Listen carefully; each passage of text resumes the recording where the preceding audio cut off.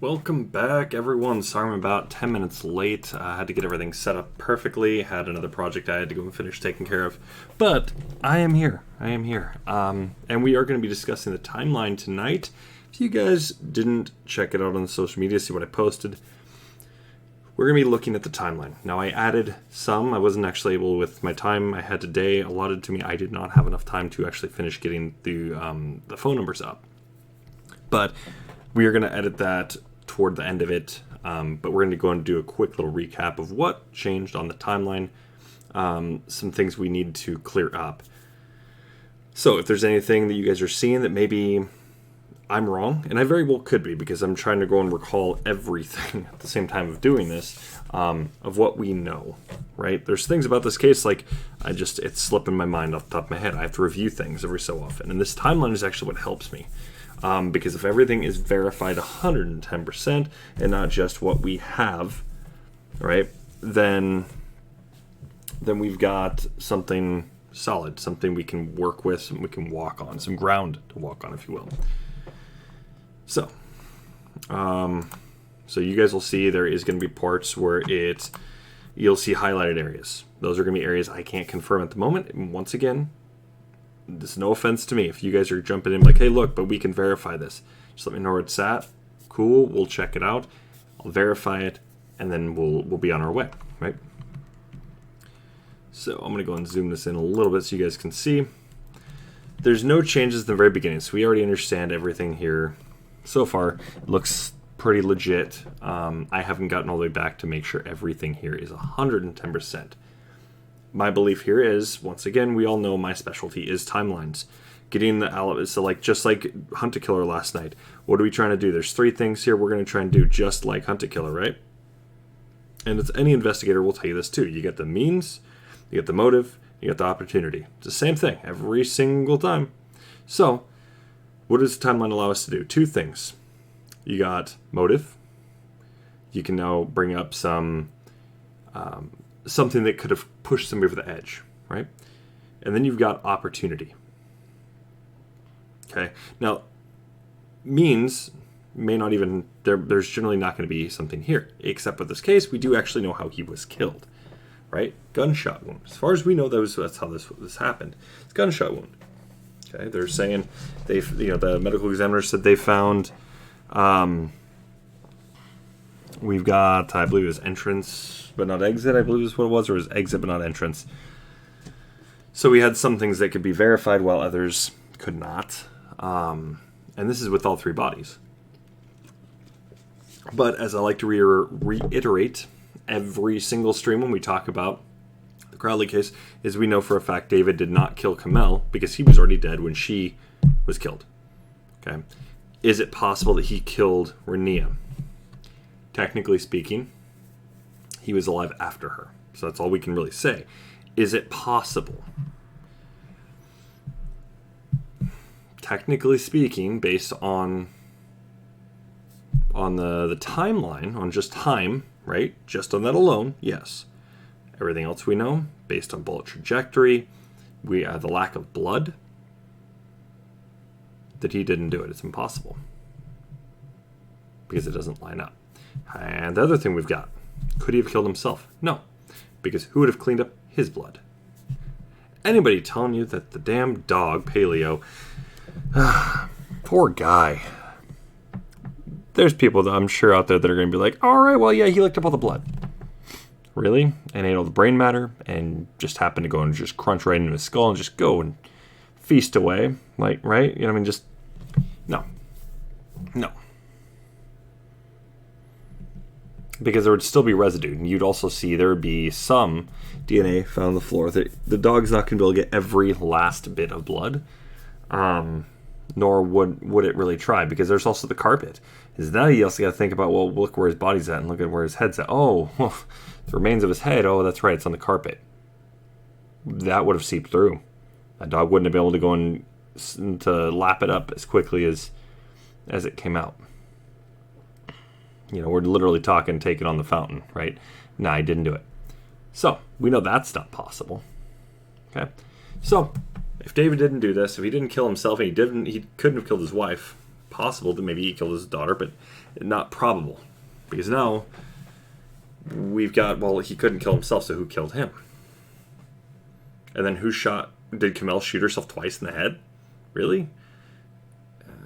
But then you got to account for bullets. How many bullets are at the scene? You got that too. So now you've got extra bullets, or an extra bullet or two, something like this.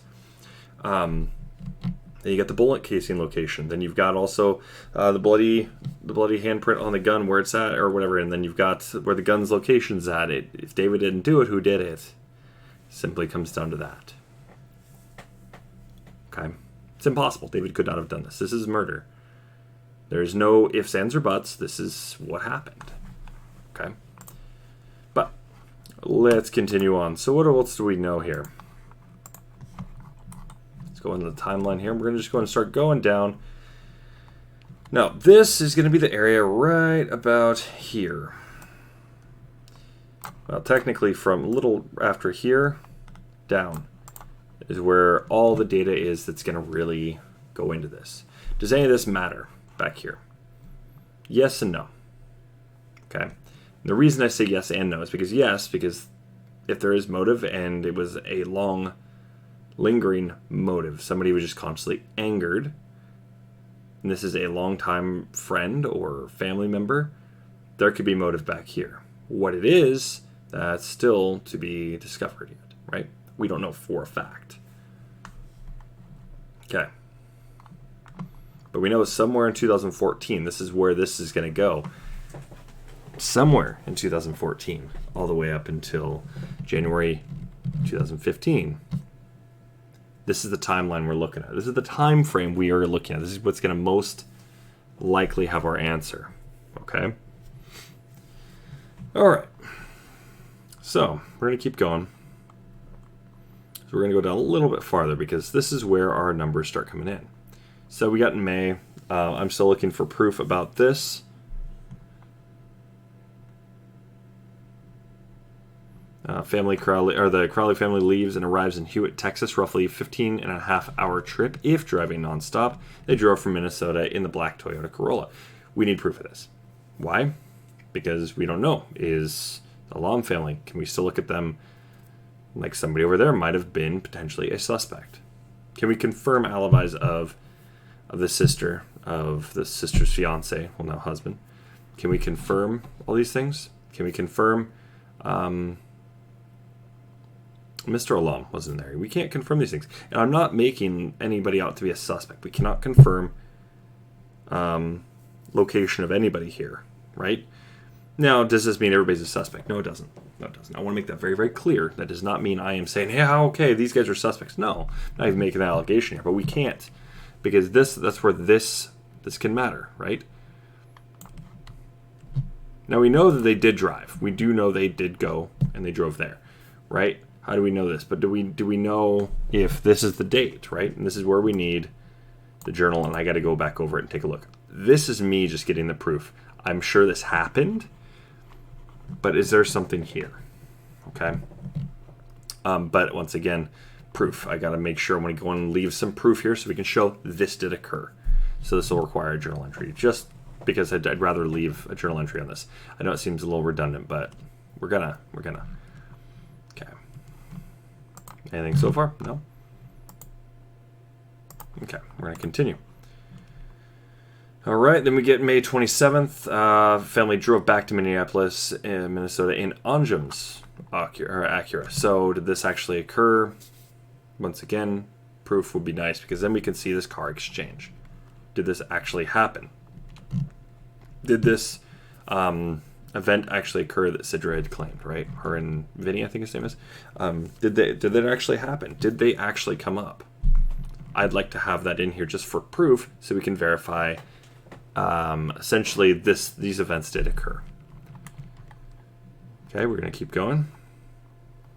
And don't worry, there'll be more phone data here pretty soon. So you can see it's 42 pages. This is probably going to hit about like 60, 70 pages at least.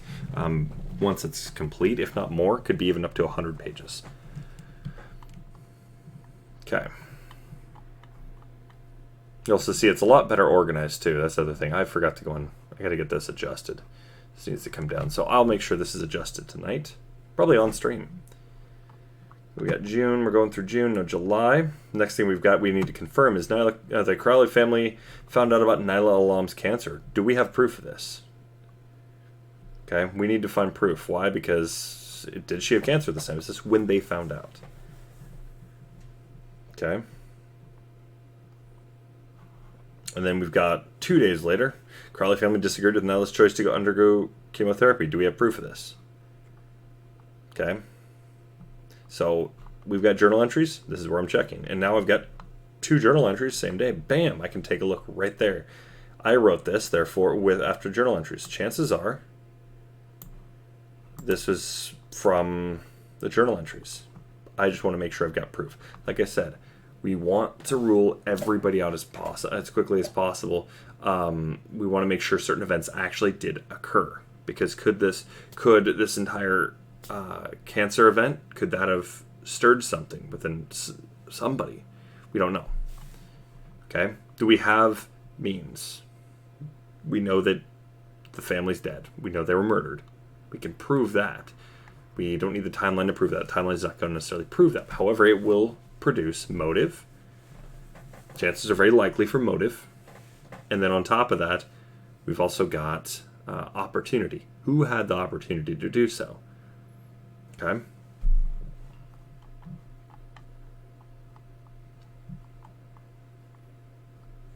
Okay. Almost where the numbers start coming in. Next, the other one I want to go and confirm is one of David's high school friends complimented Kamel on her looks, and David became jealous, which made the evening uncomfortable. Kamel began a journal that night. Do we have proof of this?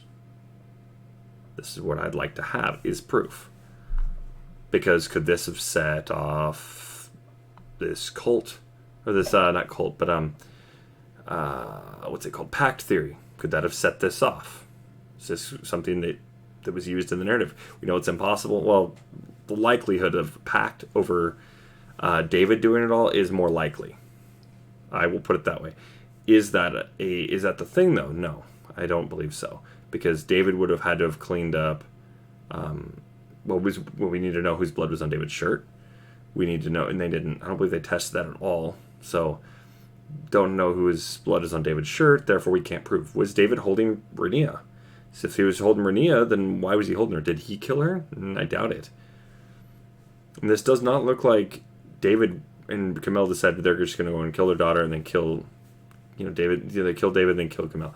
No, because there's likelihood that somebody could screw this up. I mean, it's not high chance, but what happens if Kamel was the only one alive? Now she's going to be the one getting charged with double homicide and attempted suicide, right? So, not likely. But even then, where's the blood? That's where this shuts the pact theory down. Where's her blood? Where's her pool of blood? That would have soaked through the carpet. Where is it? That would have soaked through in the floor. Where is it? At least it would have got into the wood. There would have been some staining. Especially with how long it was probably there for. But there's no blood. So therefore it's impossible. She couldn't have killed herself either. Okay. So that shuts the theory down. But this is going to be motive. This could add to things. We never know. This could be something here. It's good to have all the information. If you have every last bit of information, you've now got everything. You can just go and work with it. You can take a look. You can see what works, what doesn't. Now you can start playing with theories. Okay. We're just about to get into the numbers, which start up any second now. Another thing is we need to go and confirm is here on September 10th, Anjum began asking Sidra Alam every day if she had heard anything from Kamel. Do we have proof of this? We need it, because this is showing desperation. Anjum wants to hear from his daughter. He's asking his other daughter, have you heard from her? This would be a good one to have proof of. Next, we got September 14th. The Alam family began reaching out to the Crowley family via phone calls and texts, including sending pictures of Nyla to try to engage the family. Keep in mind, this is supposed to be texts and phone calls, including pictures. Did they do this? We're going to need to we have to go look through the old phone records to prove this. we're not going to be looking at that tonight. We're going to be just adding all the numbers that I've got currently in the new timeline, or like the new phone record timeline, right? Just about there. Next thing we need to go and look into is this. David Crowley began the legal process to remove Danny August Mason from the project. David's attorney sent paperwork detailing this to Danny August Mason, but he never responded. We do have this, and this is something we do have, and I do need to. This is basically just something here for me to prove this. I just need to go and make sure this is a thing. So including all the documentation is going to be very, very helpful to the timeline. Okay. Now we got some other ones. Now we got to keep going. So now we got October 12th. David allegedly called Anjum on the phone and quote, cussed him out, end quote. Sidra claimed her father was, quote, upset, and he cried, end quote. Do we have proof of this? We need to look into that. Next, we need proof of plans were made within the Alam family to retrieve the Acura car that Anjum loaned to the Crowley family and exchange it with the Toyota Corolla that the Crowley family left with the Alam family. It's curious as to why they traded it up anyways, or they traded him. So we need proof of this. Did that actually? And this comes into, once again, proving if Sidra was actually there or not. This is nice because, once again, there's people that have suspicions about her and her then fiance, right? So let's continue on. Now we have this. This is supposed to be 15 and a half hours, correct? Well, this is, now keep in mind, this was from Dan Hennon's timeline, if I'm not mistaken. So I could be wrong, and this very well could have been me typing this, and now I'm curious as to why I typed it this way. Because 15 and a half hours, that's what it should be. But it says 17-hour drive. Okay. So now we need to go and confirm this. And we need to go and find out who said it was a 17-hour drive. And if it was Sidra, why was it a 17-hour drive? Were they driving nonstop, or were they stopping for a second? Were they stopping along the way? Things like this. But 17-hour drive, well, we know it's 15 and a half. Okay. That's roughly hitting, it's going to hit, traffic, that's going to hit all sorts of things. I can imagine this could probably go up to the 17 or even a day-long trip, right? It is a day-long trip. All right. Next, we have this entire area here, which is the meeting with Sidra and David, the little confrontation, right? So we need this. We need to go and get this confirmed. This is what was said, but this doesn't mean it happened. We need this. And then we need to go and get proof of this if possible. Sidra and Vinny checked out from the Motel 6 and continued their trip back to Texas. Is this legit or not? Or did they stay in Texas, or stay in Minnesota? Keep in mind, this is only 2 months out-ish, 3 months out-ish, for when the bodies were found. Maybe did they just stay? We don't know. Now this is when we start getting into the phone numbers. Alrighty. So, anybody have any questions so far?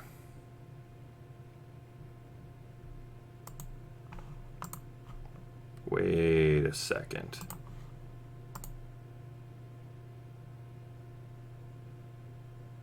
Oh, never mind. All right. So now we get David setting up his new AT&T cell phone account on October 21st. 5 texts unknown to Kamel. This is 6:47 p.m. 6:48 p.m. Oh yeah, sorry. 5 texts to unknown to Kamel and 1 text from Kamel to unknown. We don't know who this is. 6:48 p.m. 10 texts unknown to Kamel, her new phone. 6:54 p.m. 1 call Kamel to Kamel old phone. Okay. Now Kamel's old phone. Where is it? Does she have it? Or did her dad get it? October 22nd, 2014, 12:13 p.m. 3 texts unknown to David, his new phone. 12:14 p.m. 6 texts unknown to David. 1 text, David to unknown. 12:15 p.m. 4 texts unknown to David. 12:16, 2 texts unknown to David. 1:09 p.m. 1 text, David to Zach Carter. Okay, this is his. It's his in-between guy for the between him and the Megs, or Meg, so Michael Entertainment Group. Okay, 1:10 p.m. 1 text David to Zach, and then 1 text Zach to David. 1:12 p.m., one text Zach to David. 3:34 p.m., one call Kamel to David. It just goes to voicemail for 8 seconds. One call Kamel to Jamie Andrus, voicemail, minute 44-second voicemail. 3:36 p.m., one call Kamel to Jamie Andrus. Another voicemail, minute 22 seconds. Now this is where we're going to go and want to take a look at things like location. Okay, these matter for location data. Because this right here, 2-minute wait, she's probably there at the home. You know, she might have done a house call.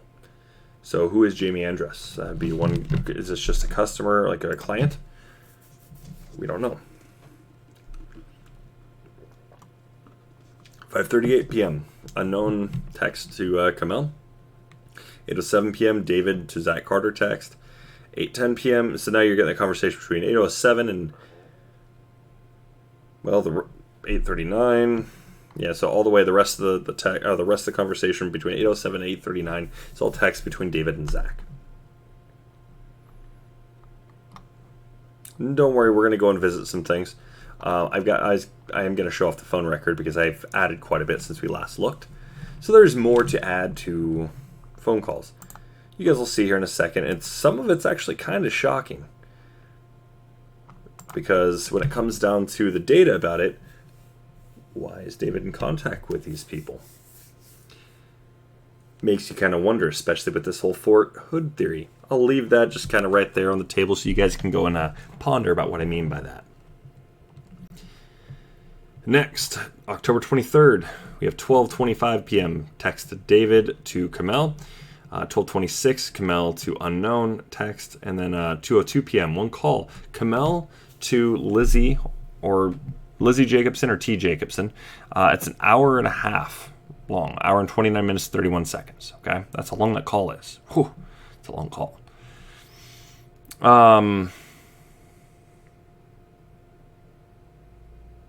Then our next one is 12:16 p.m. One text, David to Zach. 12:18, Zach to David. 3:50. I need to go and adjust this right here. But 3:50 p.m. He had a text, David to Kim Mission, which is for Vista Insurance. This is his insurance agent. He gets gives two texts to her, and then one call from Kamel to Catherine Crowley. 6 seconds. Okay? This is important. Kamel is calling Catherine. But what about? Then you got 3:51. Kamel calls Catherine again. 57-second long call. 4:13 p.m. Heidi Lish calls Kamel. They talk. It's a voicemail for 42 seconds. 2 texts unknown to Kamel. 4:15 p.m. Kamel calls Heidi Lish. They talk for 6 minutes, 13 seconds. 8:44 p.m. David texts CC Coin. 8:47 p.m. One text from CC Coin to David and one text from David to CC Coin. 8:49 p.m. 2 texts CC Coin to David, 2 texts unknown to David. 8:52 p.m. 2 texts unknown to David. 9:06 p.m. 1 text CC Coin to David. 9:34 p.m. David to CC. 9:37 CC to David. 9:38 CC to David. 9:39 David to CC. 9:39. Okay, so there's like 4 texts. David to CC, right? I very well could have just been a typo. Maybe it's just the 2. That seems kind of weird. I'm gonna just say it was 2 texts. And then you got 9:43 p.m. 2 texts CC to David. 9:46 CC to David, just 1. 9:56 David to CC. So I'm curious who this CC Coin is. And then you got 9:59 CC to David. 11:02 CC to David. 11:05 David to CC. 11:10 David to Kamel to call. It doesn't even answer, just bam. So it's like called and like just dropped. 11:21 CC to David text. October 24th, so this conversation is still carrying on. 12:07 CC to David text. 2:17 a.m. David to CC. 2:31 a.m. CC to David. 11:57 a.m. David's last post on his personal Facebook page. 1:33 p.m. 1 call unknown to Kamel. 4:51 p.m. 1 call Kamel to Kamel old phone. 12 seconds. 4:52 p.m. One call, Kamel to Kamel old phone, 11 seconds. So very well, this could have been the way that Sidra and Anjum and Nyla were contacting Kamel, right? Because we're seeing these phone calls here. Did she just, did they take the phone and then Kamel was just talking? Who knows? Kamel to Jamie Andrus, voicemail, talked for 3 minutes 43 seconds, or the voicemail is 3 minutes 43 seconds long. 4:56 p.m., 2 texts unknown to Kamel. 8:41 p.m., 1 text, CC coin to David. 10:01 p.m., Heidi Lish calls Kamel, goes to voicemail, 8 seconds. 11:15, Heidi Lish calls Kamel again, voicemail, another 8 seconds. And then Heidi calls Kamel again. This time it's a 9 minute 6 second long phone call. 11:56 p.m. 1 text. It's unknown to Kamel. And just to confirm that Kamel posted her final entry on her business Facebook page. We can't confirm that because I believe her Facebook page is down. But Kamel tweeted for the final time. We can still get that. October 24th, we can still verify. He's got 3 likes. But we can confirm that actually did occur. Any questions? Oh, hello. The babysitter. Are you talking? Wasn't that like the? I'll have to go and verify. Let me take a look real quick.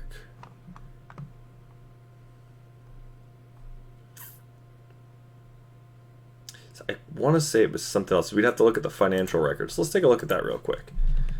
I don't think that was.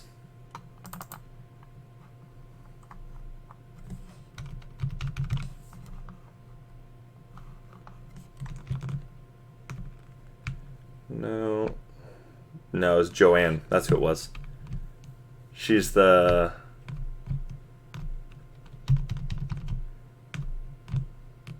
Yeah, it's definitely Joanne. Yep, Joanne Carlson. There's the one that takes care of Kamel. Of Rania.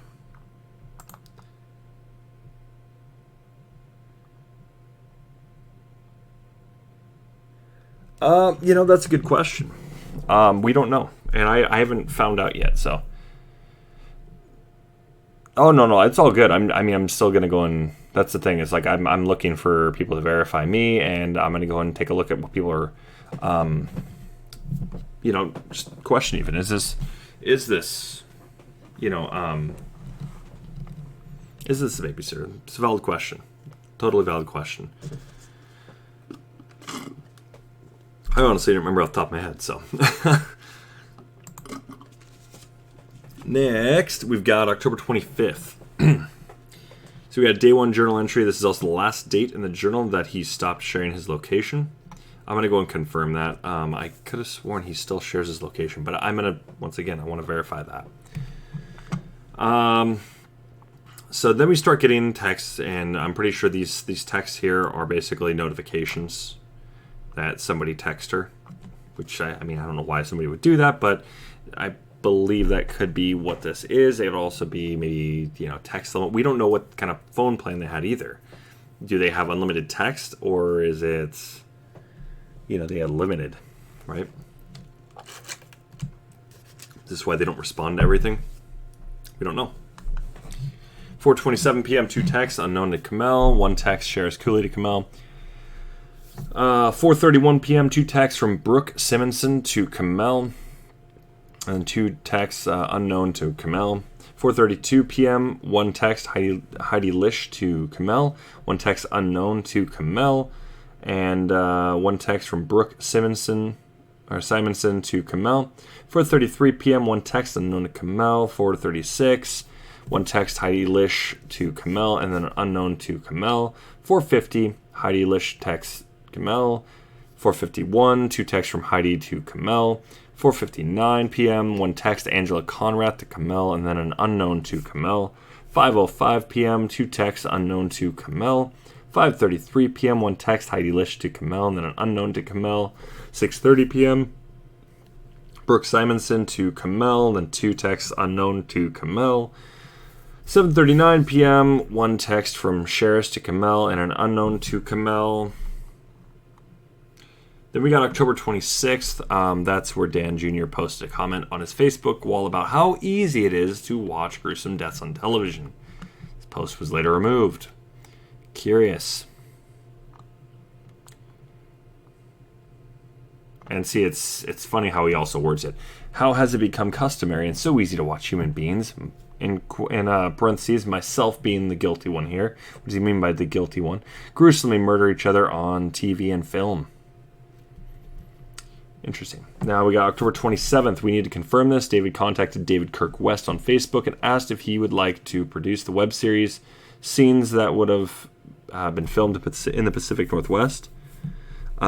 We need proof of this. Why? Because David Kirk West. We're seeing people mentioned by name.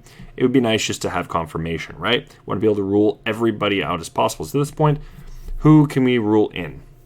We know it has to be somebody that David was comfortable with, Kamel was comfortable with, and at least those two. But they were also in their pajamas. And I was talking to Greg today, and it does appear it is possible that they were killed in the morning. Could have been early morning kills. It could have been late at night. Chances are it's more than likely late at night. Eggs being out, he brings a good point. Generally, people are working with eggs more often during the morning. Why? Because eggs for breakfast, right? But it's also possibility that it could have been something like an egg dish, right, for dinner.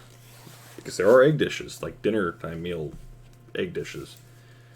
So it's also a possibility. Plus, on top of that, she's more of a, I believe they're doing she's a dietitian. They're going to be doing different types of meal plans. She's in a meal plan for her family, of course, right? So she wants to make sure it's, good meals that are nice and healthy and full of all the nutrients they need for what they're doing, right? Then we get 5:04 p.m. A call from Scott Husby, which is an attorney, to Kamel. 25 minutes, 41-second long call. 7:49 p.m. David calls Kamel. 25 seconds they talk. 7:54 p.m. Kamel calls David. They talk for 30 seconds. 8:48 p.m. One call from Heidi to Kamel. That call lasts 1:58 seconds. Any questions? No, it is spelled Coyne. So unknown text messages. Now they could mean a few different things. And let me show you. So an unknown number could very well be one of these unknown numbers that I haven't been able to fully verify all the way yet. Okay. It could have been a number that's over here now, especially on the new ones. Very well could have been. So this I do plan on going back over. If there's an unknown number, I'm going to look it up and to confirm it. Right? But there's also the other ones where it shows on phone records where it's blank. Okay? Now, if it's blank, unknown number. Which could be, it could be from AT&T or whoever their cell phone provider was or is, which would be AT&T. So it could be something directly from the phone company. It could be, I believe Amber Alerts are also considered unknown. I believe they don't show up as well. I believe some government agencies leave unknown on the phone records as well. Okay, so there's lots of different possibilities. Could this have been somebody that's just literally blocking their number? That's, I believe, a possibility. So let's keep going. Yes, there is, and they very well could also be notifications. There's some services provided by certain websites that will notify you via text if something happens, right? Somebody tries to access your Google account, your Facebook account. These were around at that time. You can get notifications. That could also pop up.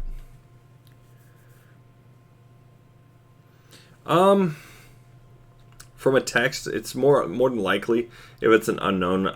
There's also the chance that I just couldn't verify the number. I'm still trying to verify. But you're right, and it very well could just be something I couldn't verify too. So, but once again, planning on getting those verified.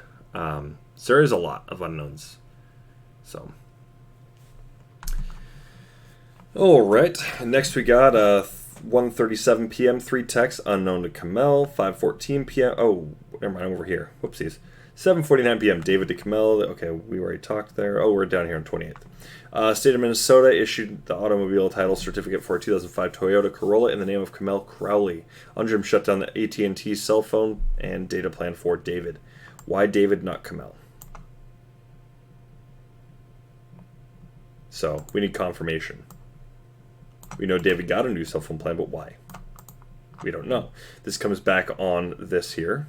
Issued the automobile title certificate, Toyota Corolla. Interesting. Did they already come up? Yeah, they came up already. So we know that. I mean, well, once again, we gotta just go and provide proof of this. I'm gonna go and definitely edit it because nobody needs to have that information out there, right? But that is something we do need to include. All right, October 29th, David updated the cover photo on his personal Facebook page. David's last tweet. This I also need to include. Why? Because it would be nice to have right there, right? Just that way we can prove it. So it's his last tweet. Okay, it's his last one. It would be different if it was like, oh, we tweeted this. Well, don't necessarily need to prove it unless it says something provocative or something. Yeah, no, feel free. Just go through on these dates here and take a look. So yeah, go ahead and take a look at October 25th. Confirm numbers. If there's no number, then yeah, that's fine. But yeah, feel free. Let's see.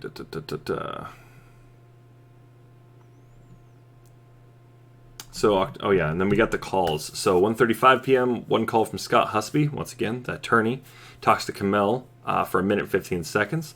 1:37 p.m., we get 3 texts unknown to Kamel. 5:14 p.m., one call from Kamel to David, doesn't go through all the way through. I mean, it goes through, but they don't talk. 5:15 p.m., David to Kamel, doesn't go through. October 30th, 3 day 1 journal entries. Kamel was hallucinating and David comforter. This was shown. Okay, I want you to just. This is something new here. Shown but not proven in the A Gray State documentary. Okay, now this is what they're basically trying to allude to here. Thursday, October 30th, 1:48 p.m. Kamel got raptured today. She's still here. What does it mean to be raptured? Okay. Could this be hallucinating? Could this be maybe she took some shrooms? We know that he had some. So this is where we're going to go and we need to go and take a look. What does it mean to be raptured? Right? Thursday, October 30th, 2014 at 3:46 p.m. She came here to save us. She has pure love from somewhere, and she came here to find me and save us. I came here, and he puts, quote, I came here to save you. You have to come with me now. There is no one left here, end quote. So this is probably, she probably said something. Oh, okay. Was she hallucinating? That's the thing. We don't know. And the film, the documentary, or mockumentary, really, slopumentary, it doesn't really prove she was hallucinating. And even then, if she was it David filming her on shrooms?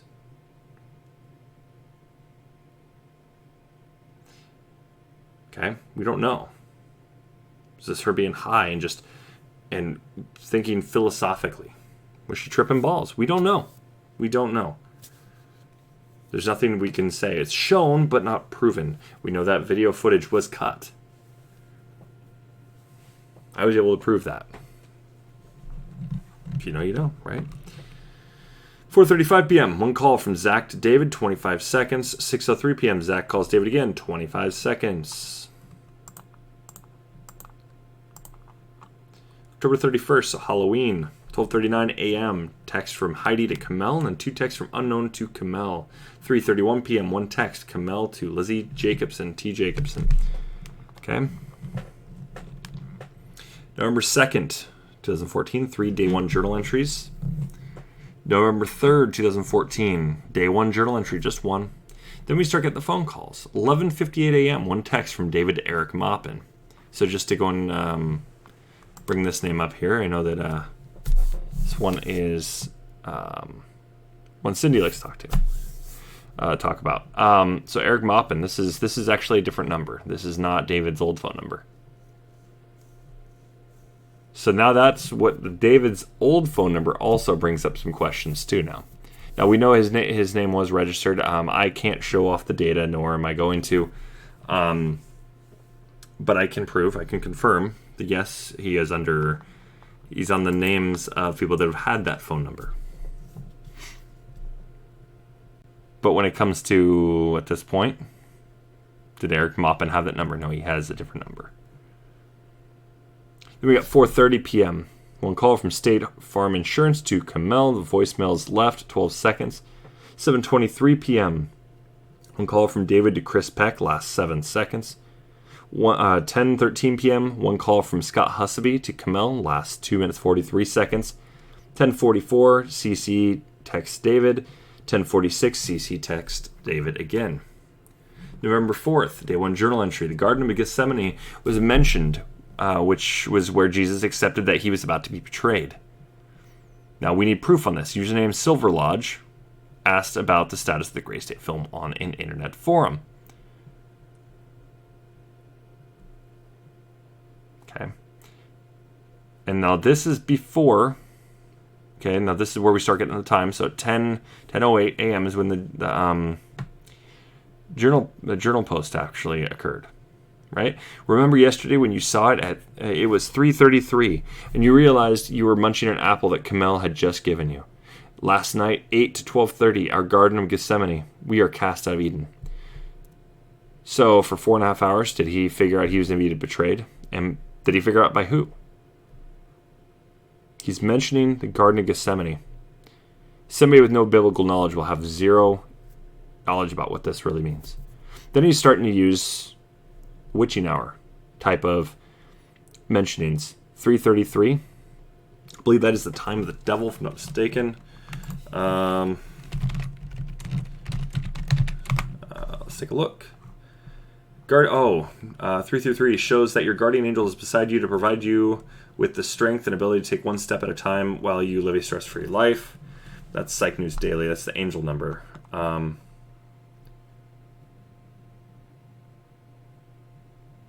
So, what does it mean? It's an angel number, what it appears to mean. And angels are trying to reach out to you. So, what does he mean by it? Somebody is an angel? Is this something paranormal that some angel is trying to reach out and tell David to watch out? You're about to get screwed over here. Is Kamel in on this? I doubt it. So 1:33 p.m. username Arkaden. Okay, remember that's our Call of Duty Modern Warfare 3 2011 reference. Allegedly responded stating that the team had to give up some creative ownership, but the project was greenlit and moving forward, end quote. We need proof on this. We don't have proof on Silver Lodge or Arkaden. Can we prove this actually occurred? We need proof. Okay. 4:03 p.m. David got a text from Zach. So, any questions? It's all good. My Google foo is quite strong. But who knows? If you were to look in, when it comes to numbers and all this, things like this matter. Especially when you're looking at gematria. Now, we all know I'm willing to look at gematria. I will take non-scientific or traditional methods and methodology. I will look at the occult. I will look at from every aspect. I keep my mind very, very open when looking at any case. Is it possible? Right? Is it plausible is the next thing. And then can I prove it? So that's my order of operations there. If I can prove it, now we've got something here. I can't prove it. But it is a good thing because he's keeping clues here. It almost seems like little breadcrumbs. He feels like he's about to be betrayed. We are cast out of Eden. They're screwed. What does it mean by that? Because we are cast out of Eden. He's throwing himself and Kamel. He's saying we, right? So Kamel and David are now cast out of Eden. What does that mean? He also says our Garden of Gethsemane. He's talking about David and Kamel. So who's going to betray him? Kamel had just been given a tip, basically. He's trying to allude that the devil had basically gotten in the ear of Kamel to give an apple to him. And all of a sudden he fell for it. And all of a sudden now he's going down this, right? Could be very well what this means. That he's essentially... Kamel was hooked. And then she hooked David, and hook, line, and sinker drug them both. And they're now... Betrayal is about to happen. But what is it? And by who? November 5th. Day 1 journal entry. And then 6:21 p.m., Zach Carter gives a call to David. November 7th. Now we need to confirm this. Dan Jr. told Dan Sr. about David's new number. Dan Sr. texted David to quote, see if he was still alive. We need proof of this. Why? Because this is another person that's interesting in this case.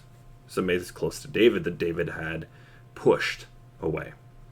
You don't see really anything from David or Dan Jr. or Sr. popping up on the phone records around here. You see Dan Jr., I believe, pops up 2 times to this. Okay. 9:26 p.m., 1 text. Okay. And see it. You're going to see this here. Dan Sr. texted David, right? Texted.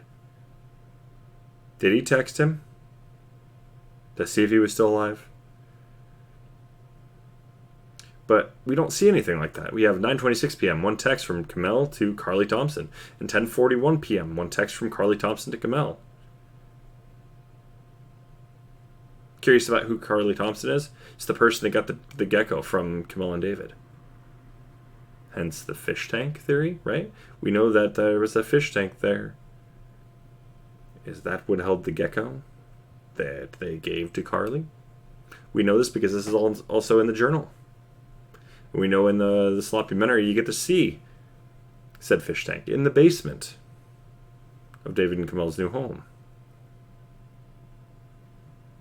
Oh, sorry, the family's home.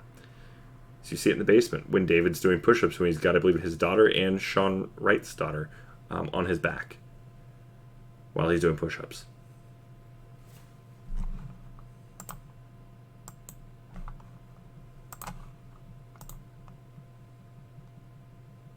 Okay, we're going to keep going.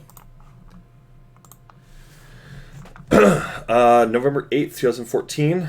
David, and we need proof on this. Keep this in mind. David now responded to Dan Sr. saying, everything is great. Family life has swept us away. Dan Sr. apparently replied, how are the negotiations going with the producers? Where's the proof that this actually occurred? We don't have any. Because the sloppumentary tells us that doesn't mean anything. Do they show us these things? No. If they do, it's a different story. But until they do, or until we have proof, we cannot prove this.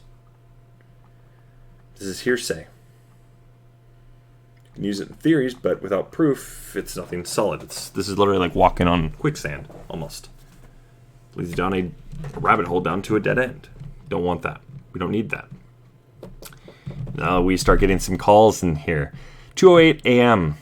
Catherine Crowley, the mother of David Crowley, calls, leaves a voicemail for him, 7 seconds long. 2:09 a.m.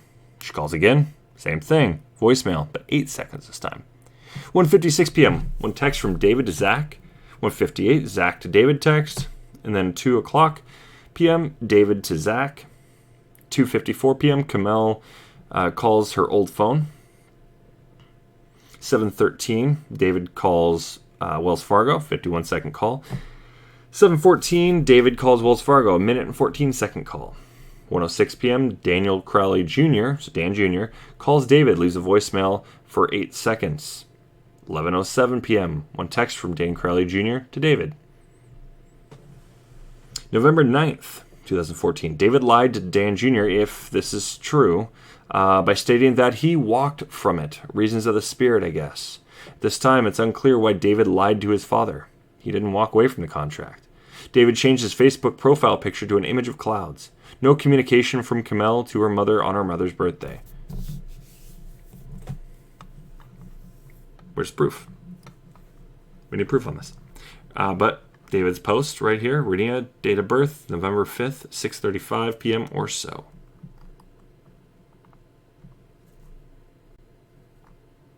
It's weird. I would normally put a day one journal entry, so maybe it's this one. Yeah, it's up here. It should be up here. So I'm assuming that's what he posted is up there. I'll need just to push that around. Not a big deal. That's just a little mistake. November 11th, 2014, 4:47 p.m. Zach to David call. Just goes to call, doesn't go through. All right, cool, whatever. Doesn't leave voicemail or anything. 8:24 p.m. CC to David text. 8:54 p.m. Kamel calls David. Doesn't pick up. Just to confirm this, November 11th. Let's take a look. Make sure November 11th. Oh, 22 seconds. Wow, how did I leave that? Okay, so 22-second call. I just left that out for whatever reason. Oh, man, dummy me. Then you got 9:52 p.m. one call from David to Data Tech Lab. Okay, what is Data Tech Lab?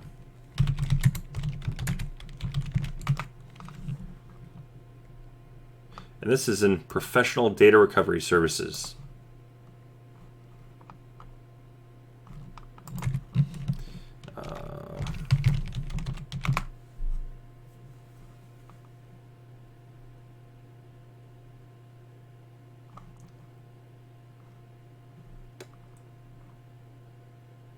Let's take a look. Computer hard drives. Recover data from all devices. What is this? Computer hard drives, flash and USB drives, camera cards, removal of media and tapes. Interesting. So why is he looking into this?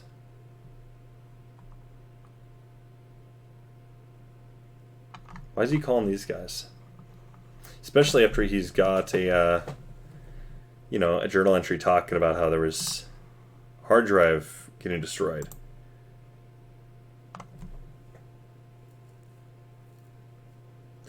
Correct. My assumption is he never texted. Because how would David have known? Right?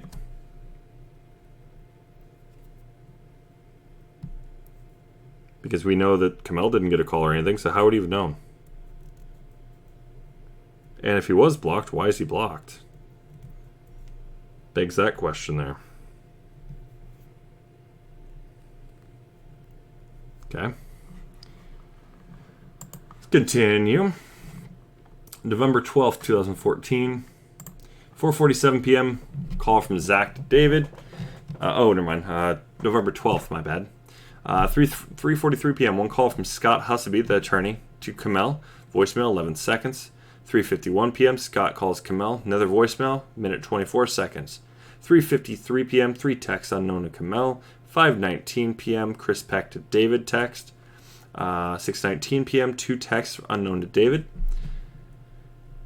November 13th, 2014 at 1:20 p.m. One call from David to Kamel. Doesn't answer.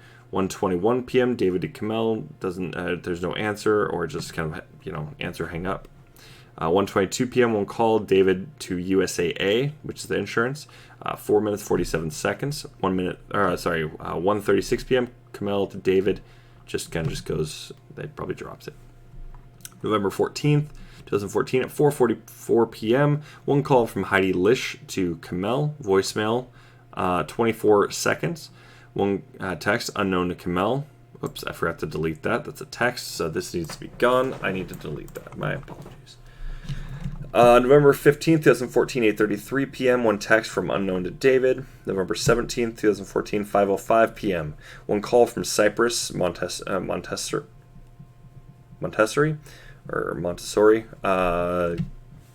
It's Ranya's school, to Kamel, leaves a voicemail, 52 seconds. 5:06 p.m., 3 texts from unknown to Kamel. 5:08 p.m., 1 call from Kamel to Cyprus. That's the last 36 seconds. One call from 5:35 p.m. from Kamel to track a package, which is tracking through, I don't remember which company, but it's tracking packages. 7 minutes. Curious. 7:06 p.m. One call from Kamel to Heidi. Last 28 minutes, 32 seconds. This is curious. What are they talking about? Does it really matter? Maybe it doesn't, maybe it doesn't. November 18th, David announced on Facebook that the documentary titled The Rise would be available for free upon completion. The post received 1,074 likes. 7:23 p.m., 1 call from David to Chris Peck for 3 seconds. And we got November 20th, Kamel's 20th birthday. Allison has sent a hurtful email to David. Catherine had already obtained David and Kamel's new phone numbers before this email was even sent. So what she says here is rather interesting. I mean, she's really out of the loop. So I'm just going to read off this part here. This is from November 20th at 2:01 p.m. I get that you're busy and you don't need us, but I'm busy too and don't have time to perpetually talk Mom off a ledge because you won't spare 5 minutes a week, if that, to talk to her. Call her. Give her your phone number at least. Funny how that one works. Really, really funny how that one works. So she has no idea that she's actually got the number for David. But she's talking to her all the time. Something's off. Right? Who tipped her off? Is it actually the mother who did? Or is it Dan Jr.? Was it somebody else? Who knows? We don't know. We know that her and Dan have a relationship, like it's a special little, like, sibling relationship, You see that when it comes to Catherine Crowley. We've already discussed that. She quickly gave the estate to Dan Jr. So, and let him make all the decisions.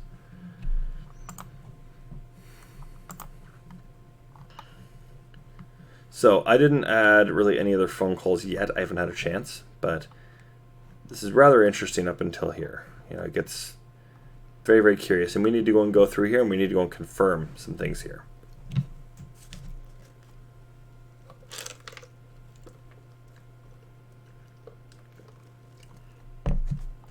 So what else we got going on? Don't worry. We're going to go and let me give you guys a little, you guys will get to see. So now we're going to go ahead and actually work on this actively.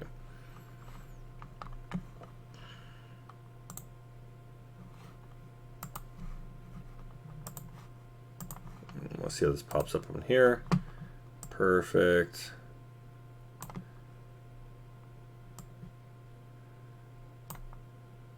There we go. Good enough. Okay. So I want to make sure spacing is also corrected, if there's any kind of errors on that.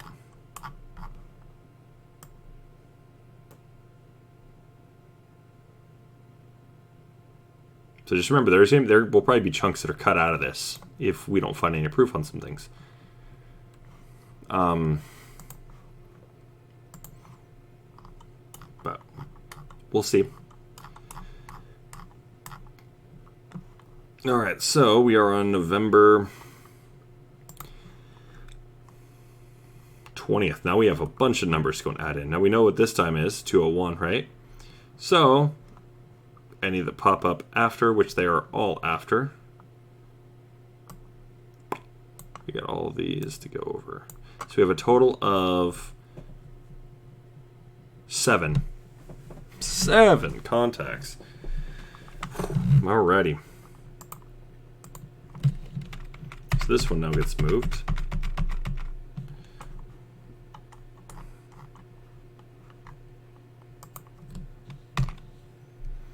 And got, go ahead and copy this real quick, is it's going to be text, but I can fix that. Actually, speaking on that, this needs to be deleted right here. I need to add some other things, like phone call lengths and all this, so, which I believe was like,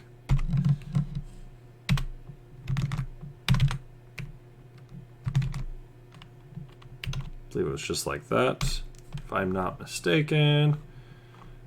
Let's see, that'd be on the 11th, 8:54.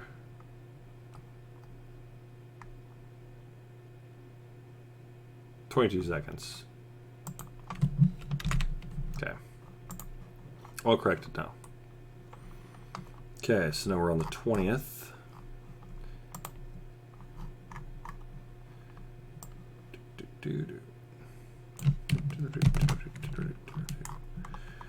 All right.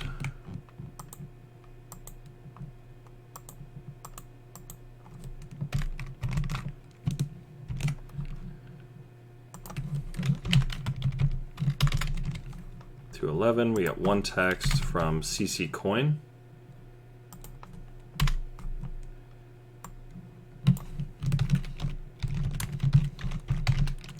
To David.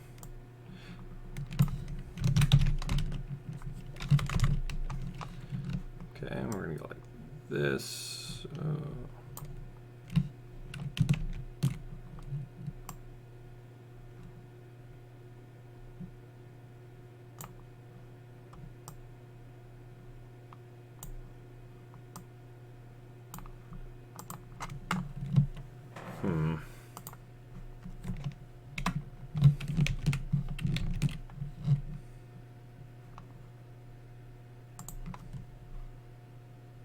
Let's just drop this here.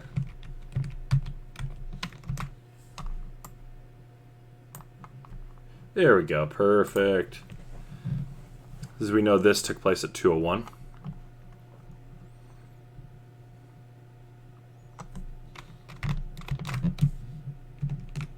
And this one took place at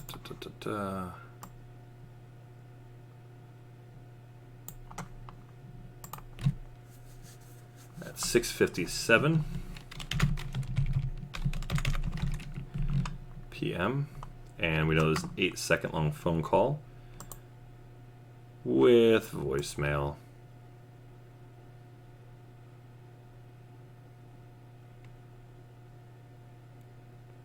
Let's go ahead and get our times. We have a total of 7. And they're all voicemail, so we're going to go ahead and go VM for voicemail, then 0, 0, 0, 0, 8, just that way I've got the setup for it.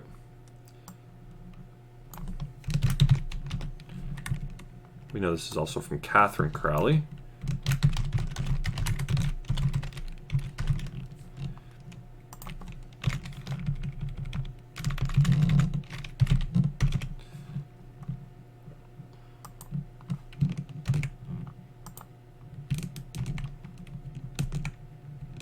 Five, 6, 7. Oops. And what do we got here? We have 657. We have 708. We have 746. 747.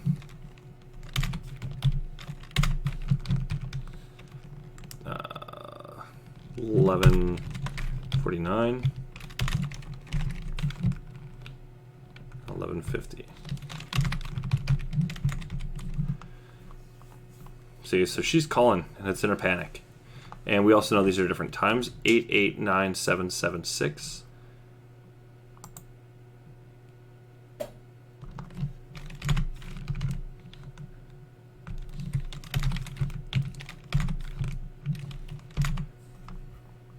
all to David. Oh, it's David and Kamel alternating.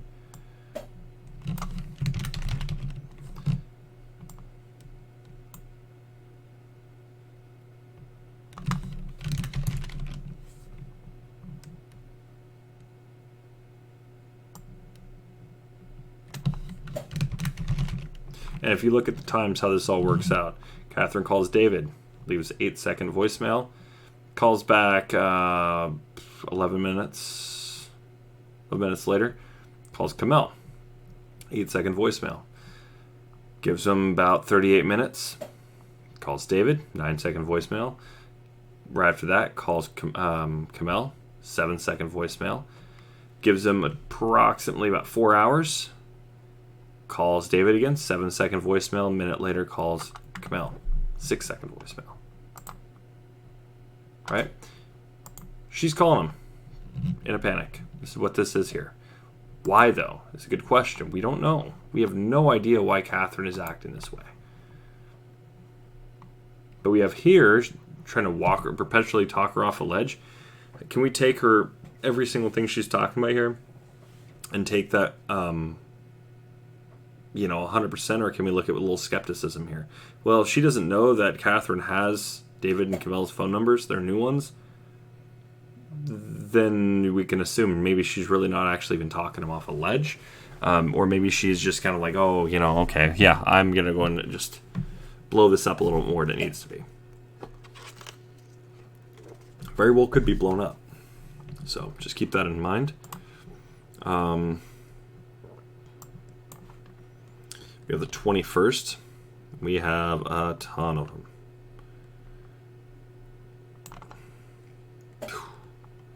We got quite a few. Joy. And this is where Catherine starts really blowing up the phones. Because then you get the 21st where she is blowing them up nonstop. So why is that? And we're talking, she gives them 2 hours. David and Kamel. Gives them 12 hours. David and Kamel. Leaves a 30-second voicemail for Kamel. Gives them 21, or sorry, not 21, but 11 minutes. 8-second voicemail for David. 6-second for Kamel. Gives them another 12 minutes. 8 seconds. Space between that. About a minute. 8-second. Gives them another 18 minutes. 4-second. 7-second. 7 minutes, 8 seconds, 9 seconds. 5 hours goes by. Gives another call. 4 seconds. Hour, almost 2 hours. Gives David a call again. 6-second voicemail. 3 minutes. 3-second voicemail. Calls it 9. But this time for Kamel. 5-second voicemail. 9:07. 5-second voicemail again for Kamel. 11:01 p.m. 7-second voicemail for Kamel. 11:35 p.m. 6-second voicemail for Kamel. And it doesn't, it stops the following day at night. But that's the thing, is it stops for almost 24 hours from that one. Then it goes on till 11 p.m. 11:01. Nothing. Then Dan Jr. He texts. David, no response. Why is that? Why is a mother so frantic? Okay. These are things that matter. Well, she did call. Well, she had his number. She at least was in contact with Kamel. And it was with her new phone number, so we know that. But regardless, she could always talk to Kamel, right? Find out how everybody's doing.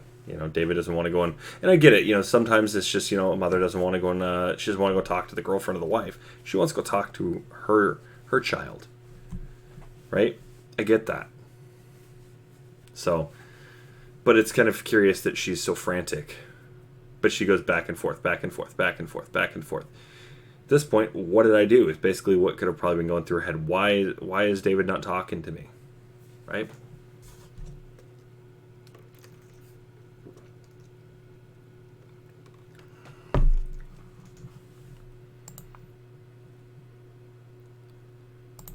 All right, let's get back into it. So we got November 21st we got to get into. So we're going to go ahead and just copy.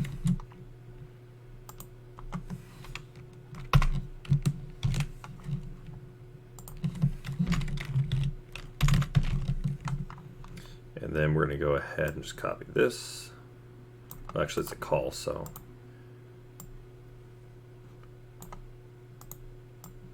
Copy this, and we know it's Catherine, so. And.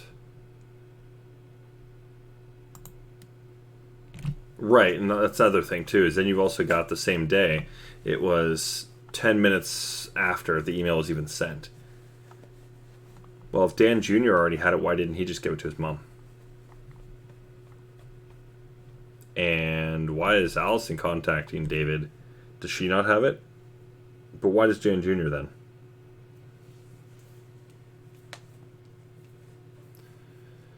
Barring your siblings from your life and goings on, but when mom calls me weeping and convinced that you're dead.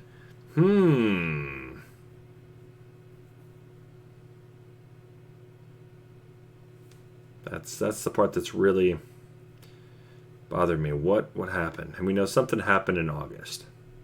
We just don't know what yet. So, like I said before, eventually we're going to be able to go and monitor relationships.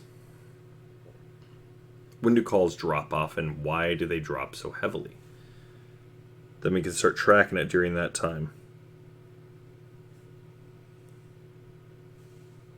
Now, some things we can reverse engineer.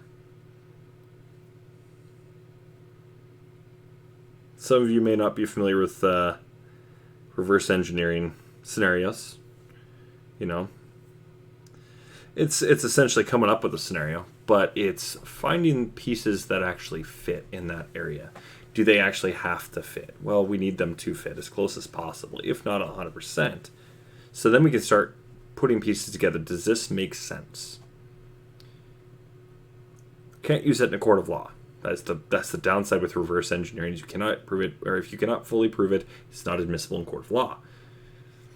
We're not looking to take this to court necessarily. We just want this reopened. We want this handled the way it should have been handled. David was murdered. Him and his family were murdered. By who? Well, they're still walking. So, that's all we ask. It's not a whole lot. All right, let's keep going. So we know we get another one.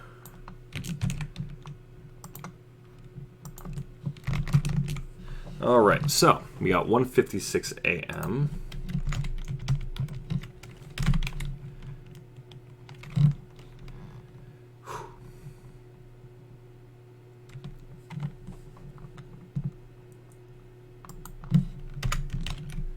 So we're looking at a total of 1, 2, 3, 4, 5, 6, 7, 8, 9, 10, 11, 12, 13, 14, 15, 16, 17, 18, 19, 20.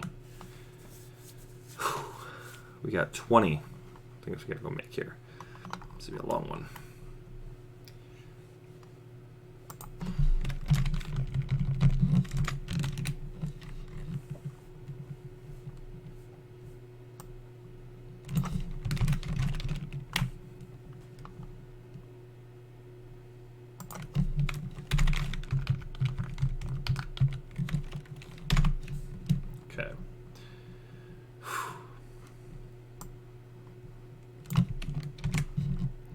No, these two are texts, I believe. Nope, those are calls.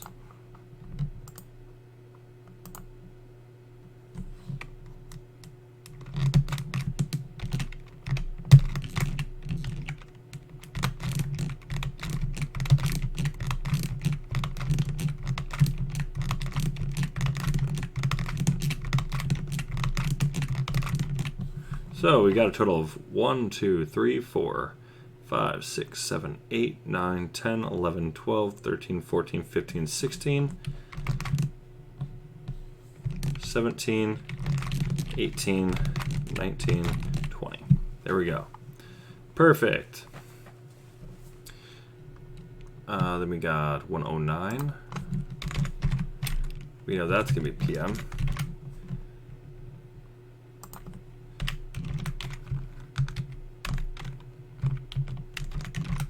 So now we just go ahead and we can just go and copy. Oops. Yeah, whatever.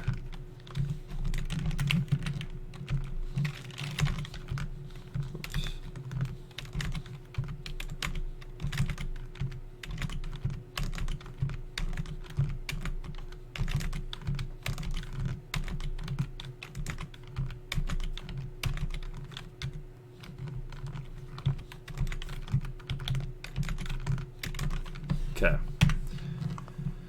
Any questions so far?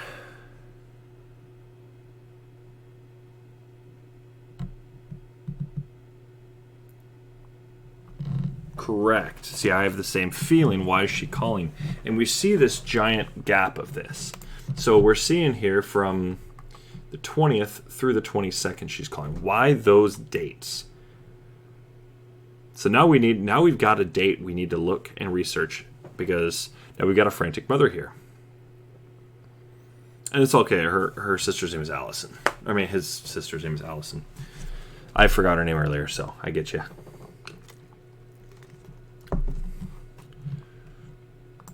All right, let's see. 109, then we got 111.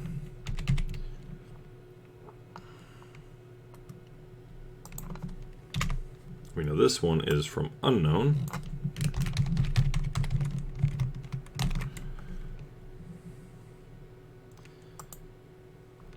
Whoops.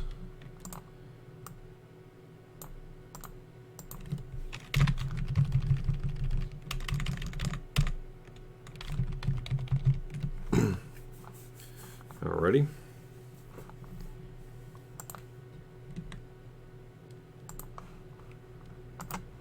Second, everybody.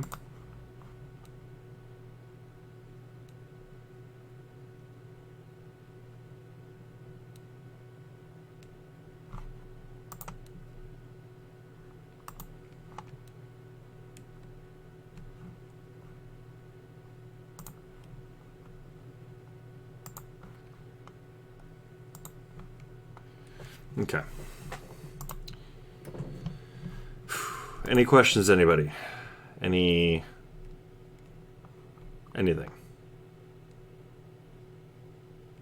No? All right. Keep going. All right. So then we got 11, 11, 11, 11, 21. We got 11. Oh, it's two of them.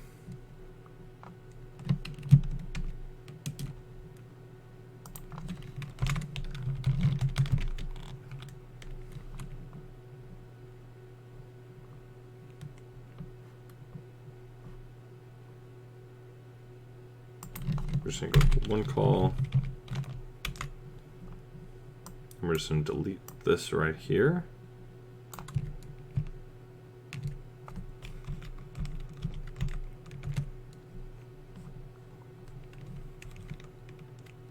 Whoopsies.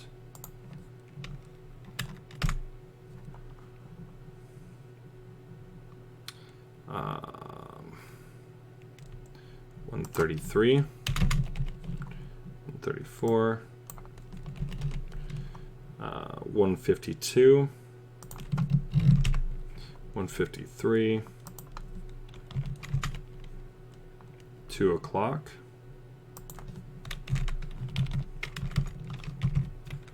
206, 705.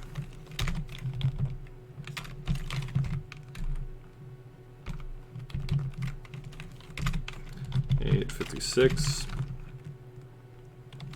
859, 9, 907, 1101, and 1135. Then we can just go and delete this one here.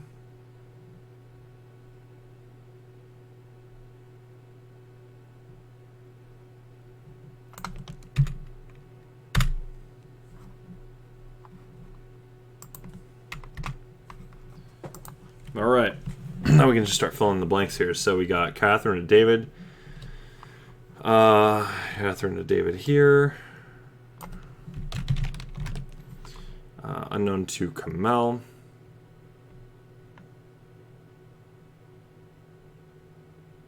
Oh, 110 of whoopsies.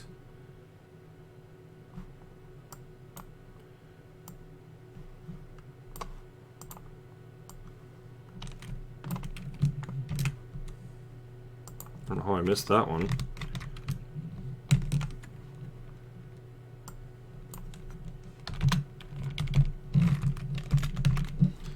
That's Catherine to.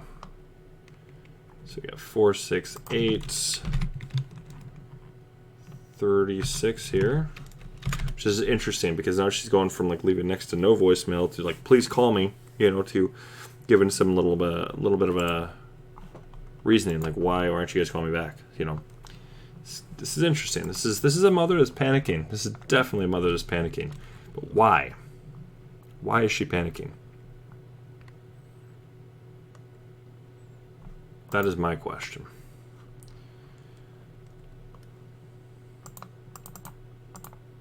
We got an 8-second one and then a 6-second.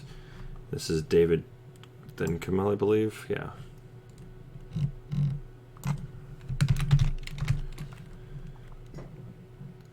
Um, 133. It's going to be an 8-second, and then 4-second. That's David and Kamel, I believe. Yeah. 152.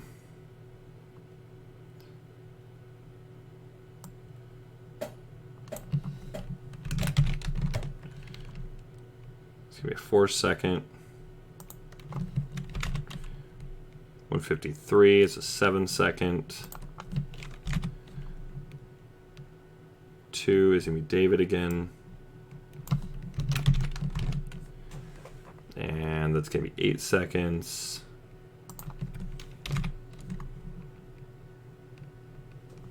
Uh, 206, we have a 9-second one to Kamel. 705 to David, 4 seconds.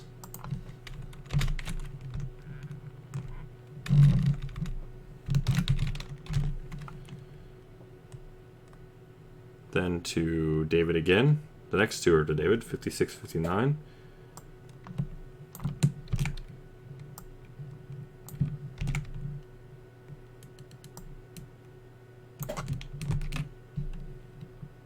We got 6 and then 3. 9 p.m. Get Kamel. So the last 4 are Kamel. We got 5, 5, 7, 6.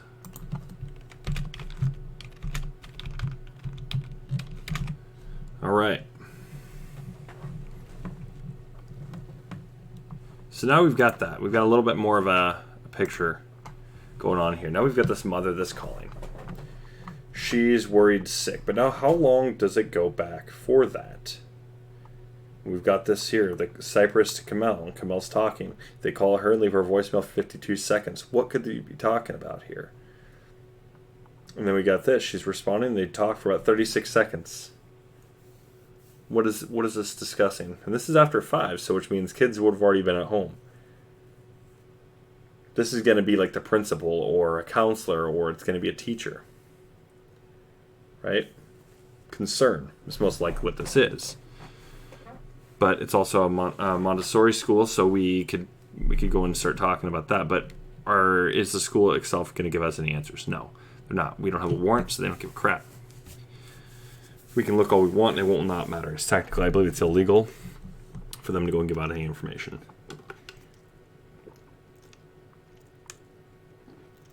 So, any questions right now, anybody? No? Okay, let's keep going. So now we've got 21st is done. Now we got the 22nd. So there's only 3 phone calls. It's Catherine twice, and then Dan Jr., right? actually.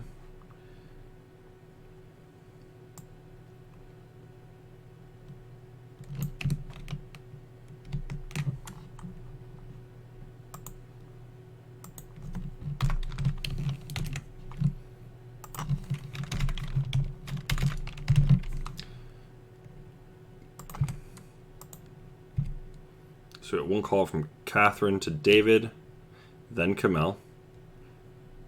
And that's going to be 11 p.m.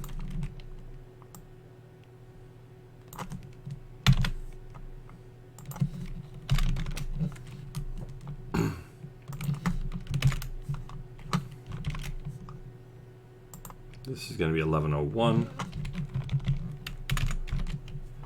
And this is going to be 11:55. No voicemail here.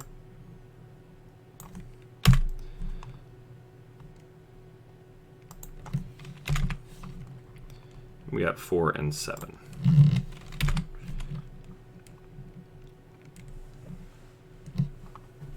So, this is curious. Gives almost 24 hours and then goes ahead. Doesn't say anything. Does she contact... Oh, whoops.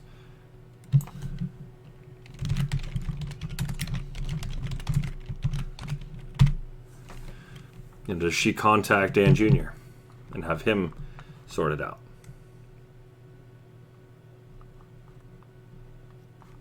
All right.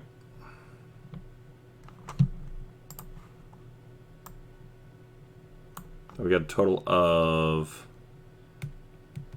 4 things we need to go and pick up here. And it looks like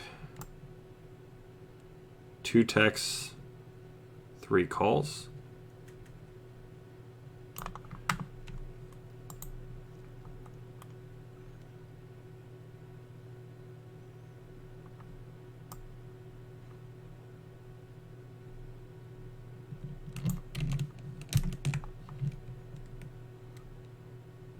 So I want to go into this next one before we get on the 24th. You have November 23rd. According to Alex Wilkinson's article, Death of a Dystopian, David made his final post in the journal. Exact date is unknown, but it was 7 months after April. The journal reads, "I am no one. It is everyone else who is someone."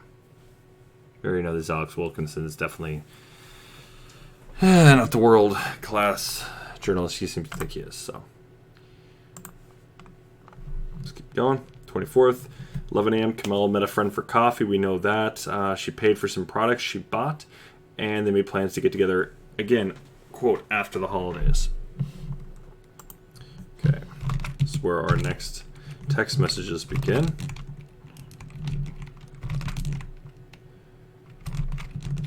All right. So what do we got here?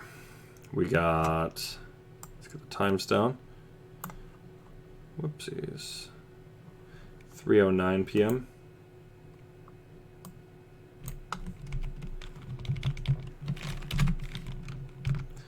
We have 3:10.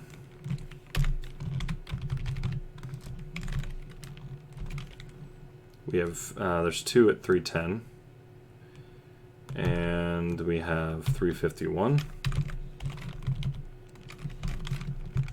And 5:35.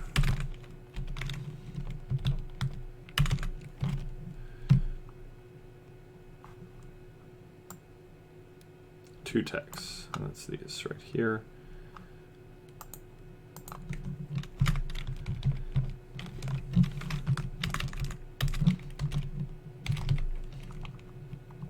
And they're from unknown.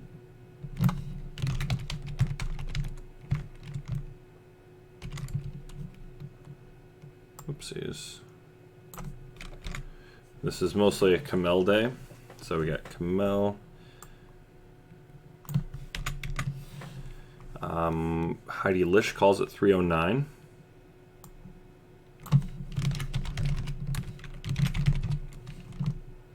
Goes to voicemail, 48 seconds.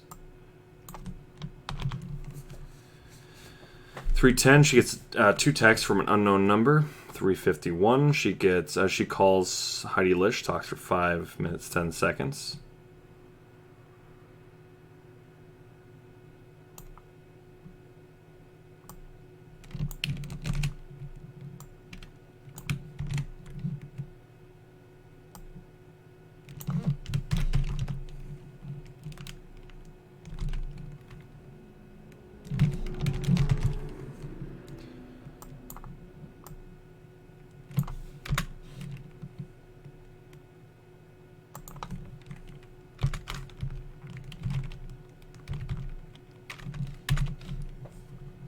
Then 5:35, Heidi Lish calls and leaves a voicemail with Kamel.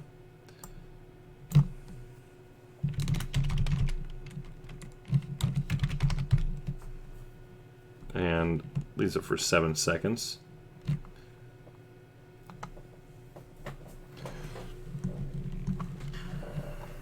Now we have another day popping up that we don't have on the calendar now. Well, now we have the 25th.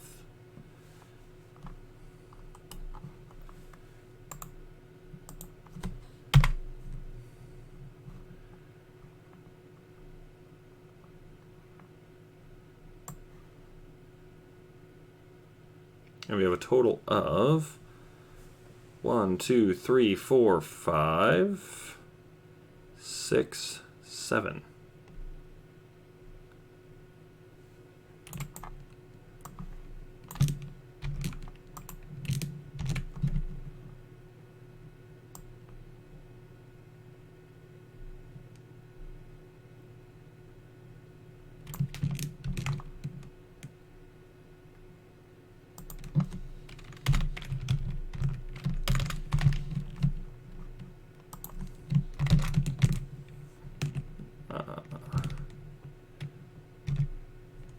Five, 6, 7.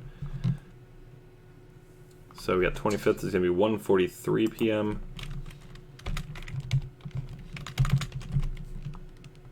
5:54 p.m. or 41. 6:08. 10:29. 10:30. There's going to be a total of 3.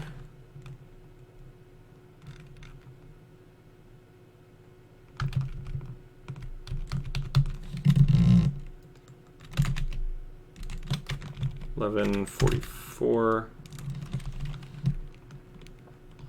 and then 3 at 11:45.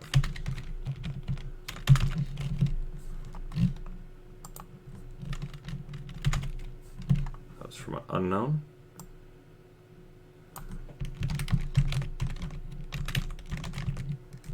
To Kamel.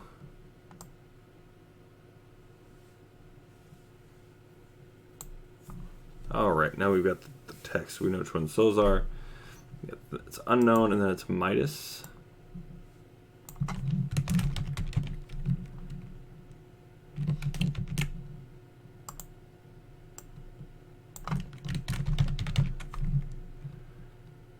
To Kamel, they leave a voicemail. 38 seconds long.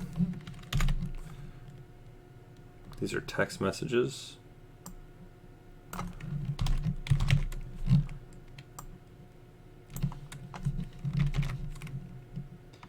After that, we got another 3 texts. I believe those are also from unknown.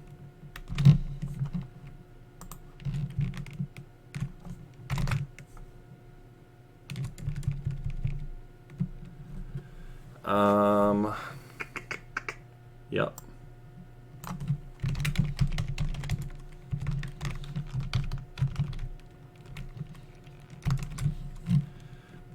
And then up to above that, it's going to be Midas again. Interesting, they're calling him so late. Leaves a voicemail. 30 seconds. Oops.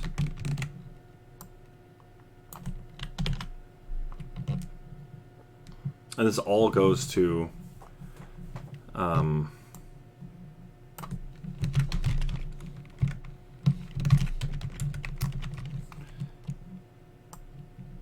majority of it's at least going to voicemail.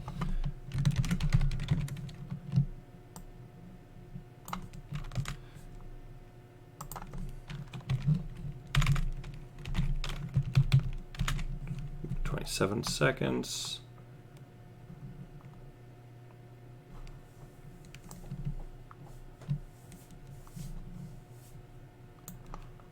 This is going to be Midas right here. To Kamel. Doesn't go to voicemail this time. It just goes there. She doesn't answer. Or they don't. Yeah, she doesn't, they decided not to leave a voicemail. Heidi Lish leaves one for 16 seconds. She calls it 6:08. There we go. Questions? No Egglete gamer, I do not. Okay, no, I'll continue. I'm definitely going to continue. You don't have to worry about that.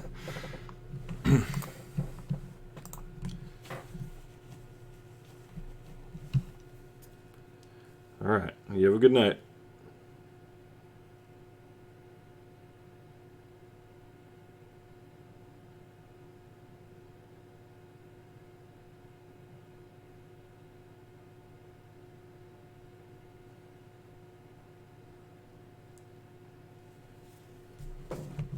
All right.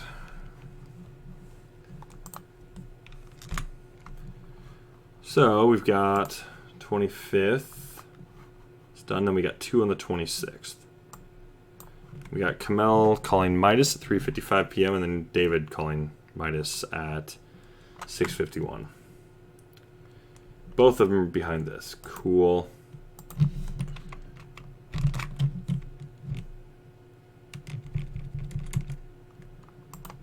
This works out great, actually.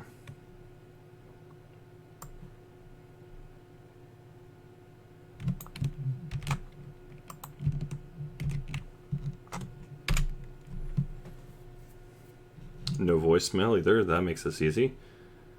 And that's going to be 3:55 and 6:51.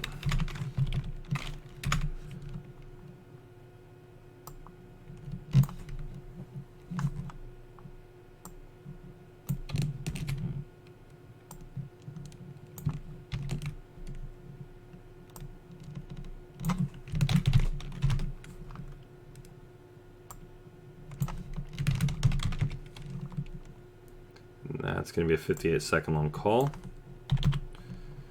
You got Kamel calling 46-second call.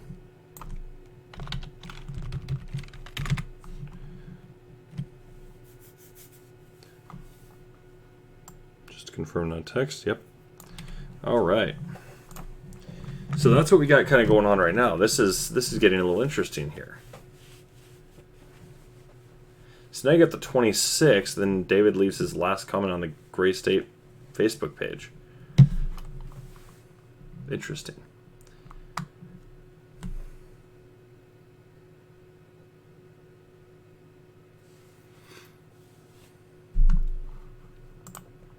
Then we get this here.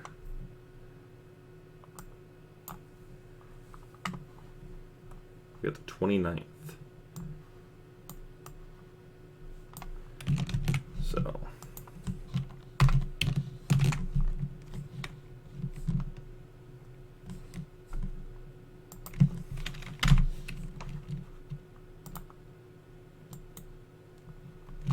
all right, so the 29th we get 2 calls.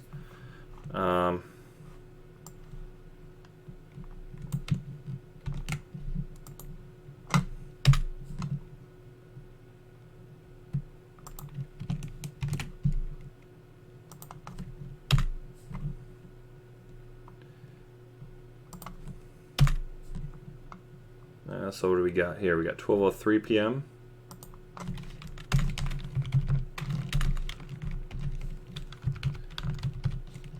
We got 5:54.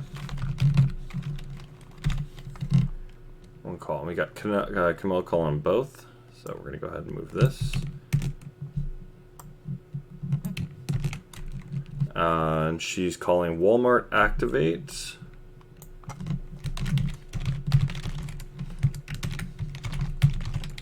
Believe me, I've never seen Walmart that way.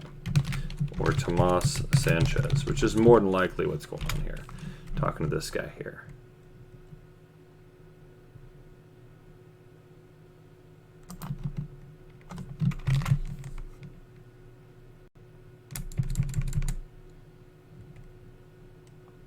And this next one she calls is Intuit Support.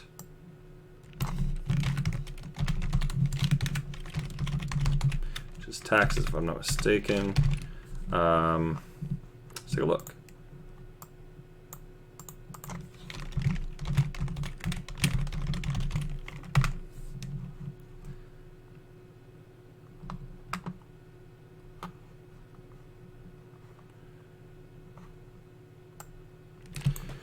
Specializes in financial software. So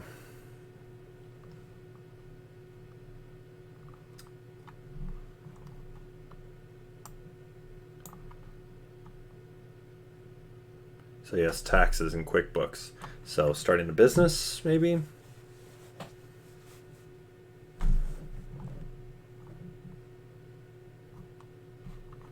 Who knows? Okay. We know talks to whoever this is here for 7 seconds. Calls Intuit 13 seconds.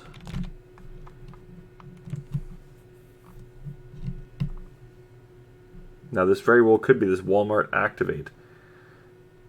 I was curious, it's got 2 L's here. So.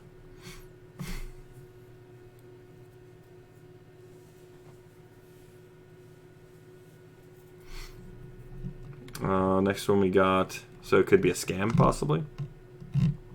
Who knows? Then we got on December 3rd. And see, now this is the other part we need to confirm. Did David have a last phone conversation with Mason Hendricks? No, he did not. Phone conversation. No. Can we confirm that? Yeah. We've already gone over everything. No conversation there. So we're going to go ahead and change this here. Alleged.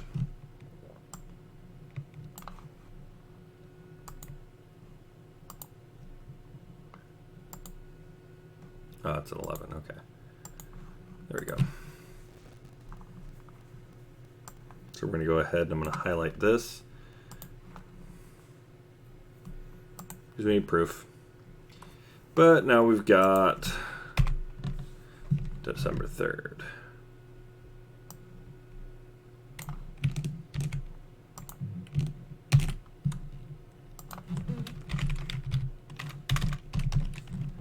And we've got one phone call. Kamel to this Michelle, Kurt, Hannerschmidt, or Brent DeKrook.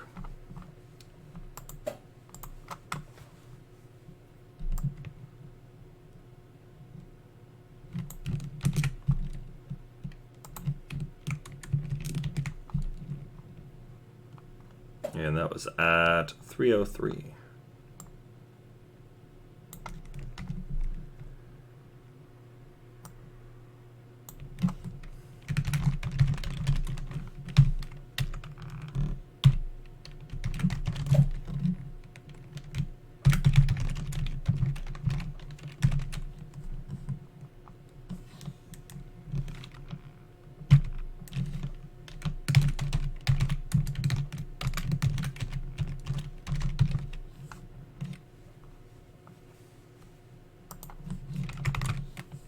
Alright, we got all this over here.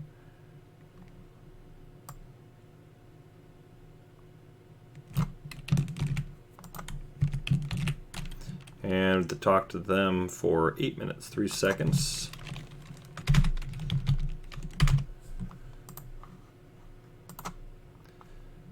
And then on the 5th, they also talked again.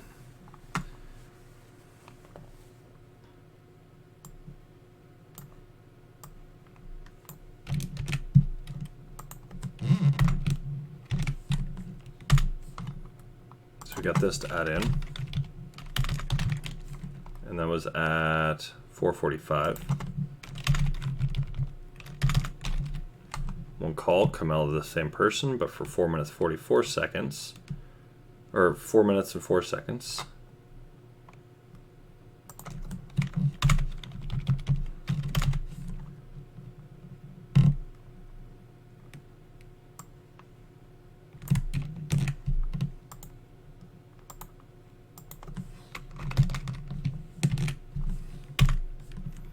And this call is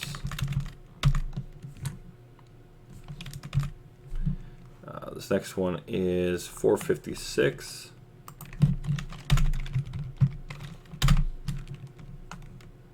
Four minutes, 4 seconds, and that's going to be Banfield Pet.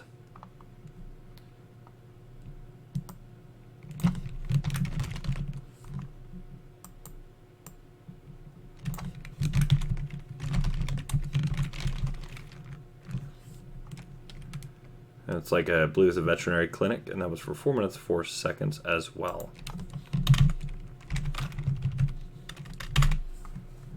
Curious, 4 minutes, 4 seconds, 4 minutes, 4 seconds on both calls. That's kind of curious. But we don't have anything else for that day either. And then we've got the 8th.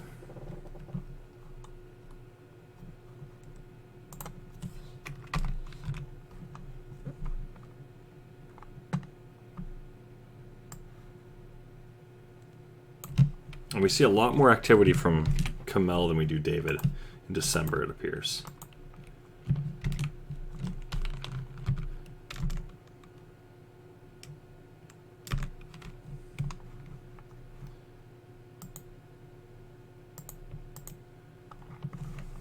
Any questions so far?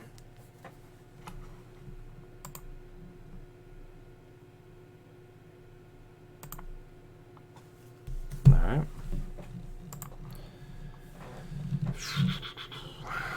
So let's get right back in. Let's see. We got the 8th, and it's only going to be 1. We're almost done, so this is good. We're just going to keep going. The episode's going to be a little longer, but we are just going to keep going over the phone information as we're adding it right to the timeline. So, like I told you guys before, I was almost done with it, so here I am, well, finishing up with you guys right now. So, all right, so we got 2:33 p.m. And that is on the 8th. And that is Kamel to Charter. And that is no voicemail or text.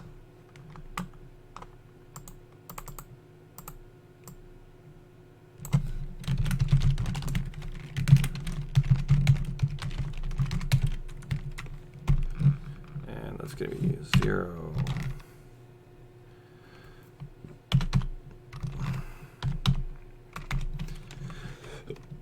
And then we got the 9th. We have another call. And that's at 1:23 p.m.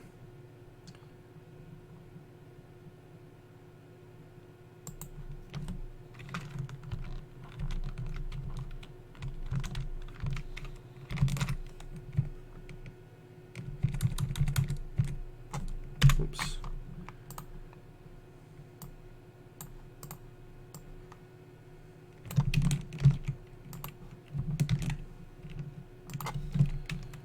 One, 2, 3, and 0, 7, and just 7 seconds.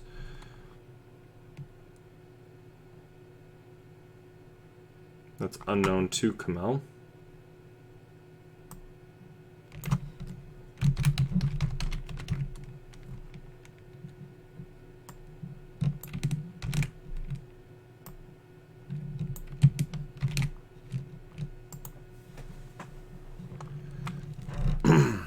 All right, so now we got a little time frame here, a little extra. So somebody had called and left a voicemail for 7 seconds. So now it's curious, who's this person that left a voicemail? It's an unknown number too. What else happened? David posted on the Gray State, The Rise Facebook page. The Rise is almost done. I'm serious. She's coming out to be quite the looker. Can't wait to show you all. And then Sean Wright at 5:58 p.m. demanded David remove his tax stuff in the documentary before releasing it to the public on Facebook and left his phone number to reach him. Not an intelligent person, right? This is my opinion, at least. Why would you leave your phone number on somebody's Facebook page where everybody can reach you? People can troll the hell out of you just for that one. I digress. We got 11:11 is the next one, or 12:11. So we're gonna go ahead, bam. So we got the 11th. It's the next date, and that's at 3:50 p.m. That is Catherine to David with voicemail.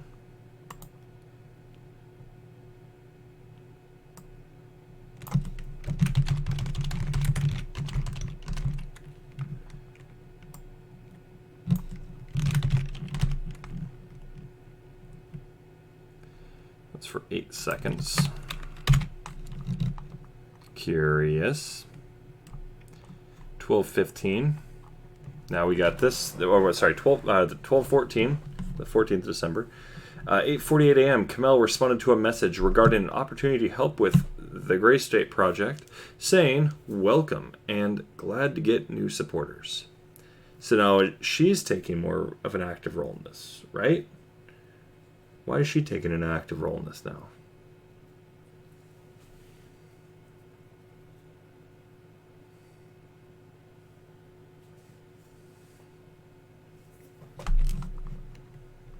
Okay, and who did she respond to?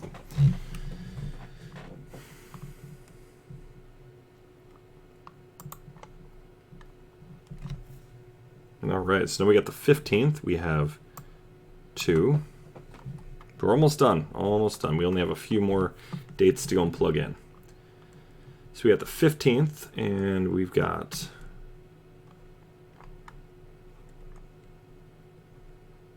and there are phone calls.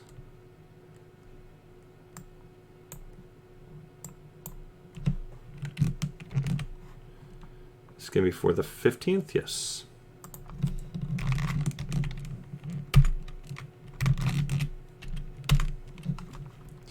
And what time do we have?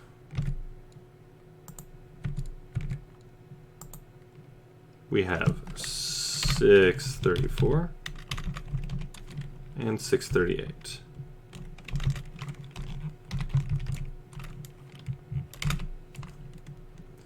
And these are calls, Kamel to Wells Fargo.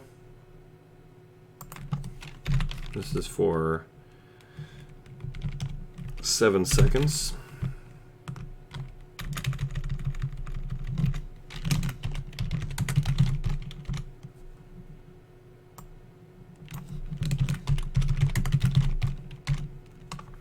And this next one is for 25 minutes and 21 seconds.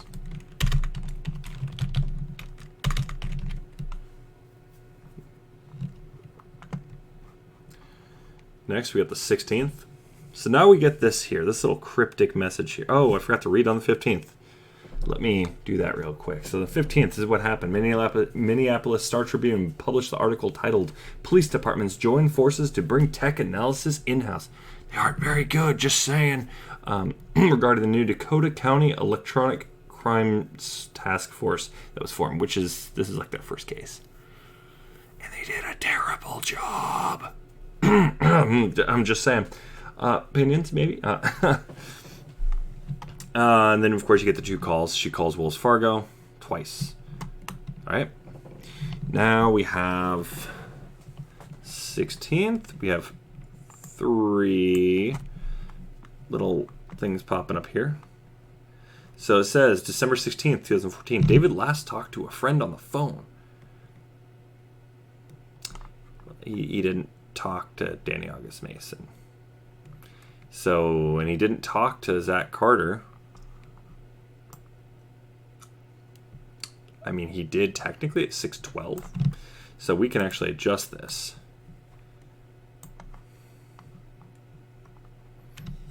So this is going to be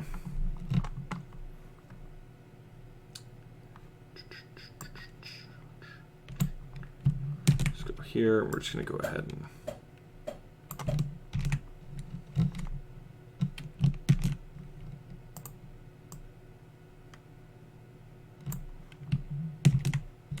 go. We know this wasn't voicemail. And we know it was to Zach Carter.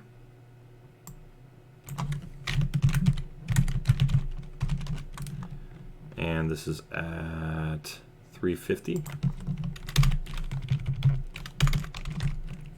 p.m. To David. And they talked for 0 seconds. So didn't talk to anybody on the phone. Let's continue. This is all David, so we're just going to. You know what? I'll just go like this. This makes more sense.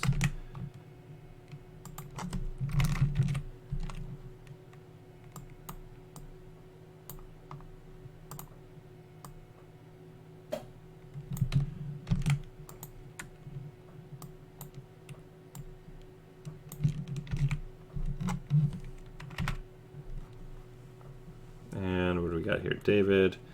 And this is a text. You know what? Let's just go and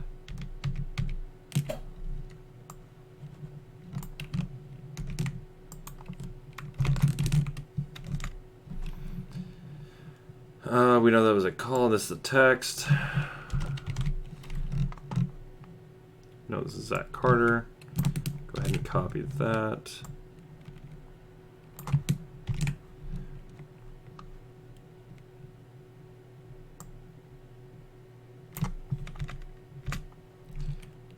This is Danny August Mason.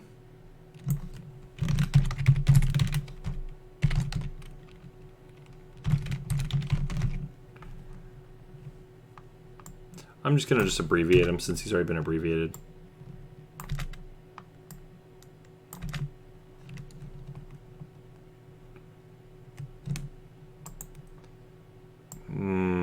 You know what? No.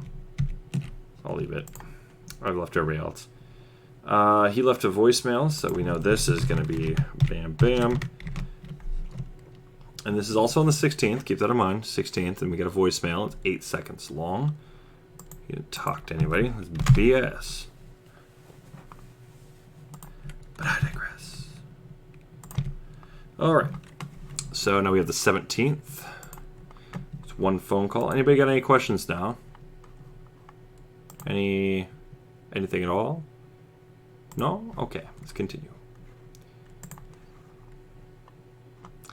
So, it was claimed that David reached out to producer Jason Allen and asked if he'd like to be the executive producer and help out with the logistics of the film. This, I believe, was directly from an email. So I will have to do this. So I'm going to make sure I don't forget.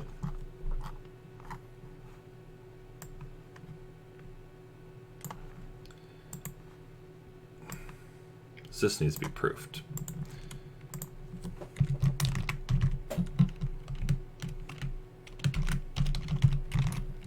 There we go. And then we got the 24th. Oh, and you got the 17th. We still need to go do. All right. Oops.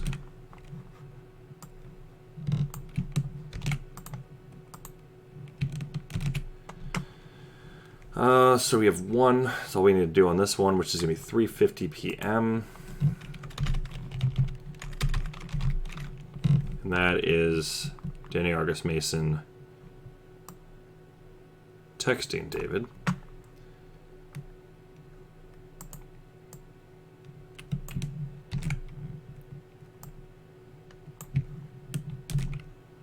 So. So no, he did not actually contact, or David did not actually talk to anybody at this time. Last time David responded to anything. I mean, at this point, could we assume Camille killed everybody? Yeah. Did she clean up? Yeah, I guess maybe she did. Who knows? But see, David reached out to the producer, Jason Allen. Is he just ignoring people? This is what it looks like. He's ignoring. Nothing wrong with that. But we do see that he just kind of slims out his who he's in contact with. They should have went back and got his search history a little bit farther if possible. But I digress.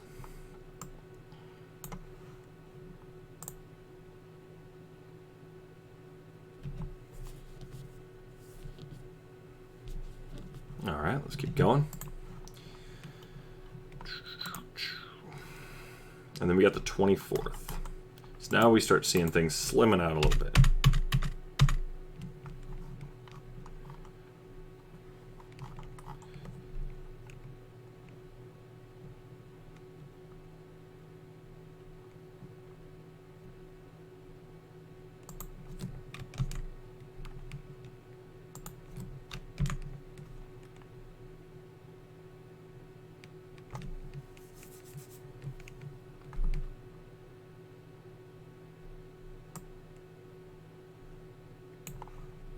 We need proof of all of this here.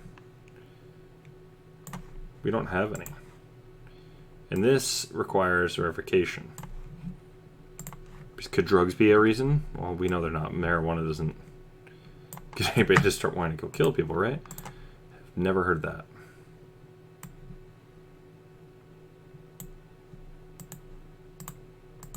Let's go ahead and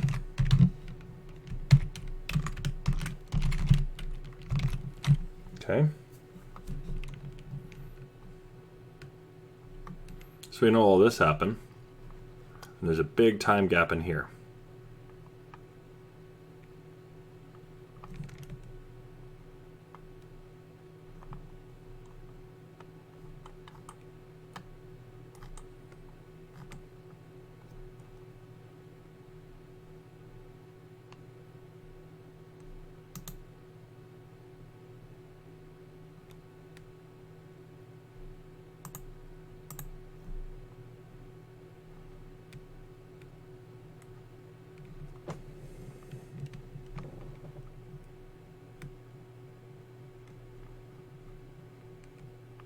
We need to prove this. Maybe. It'd be nice just to have proof on it. Could this matter? Who knows?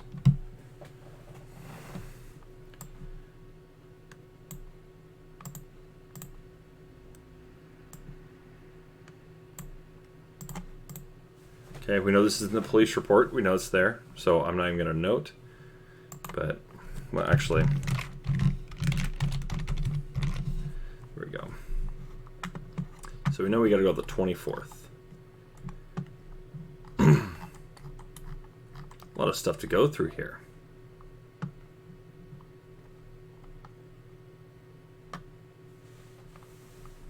We know that's not true.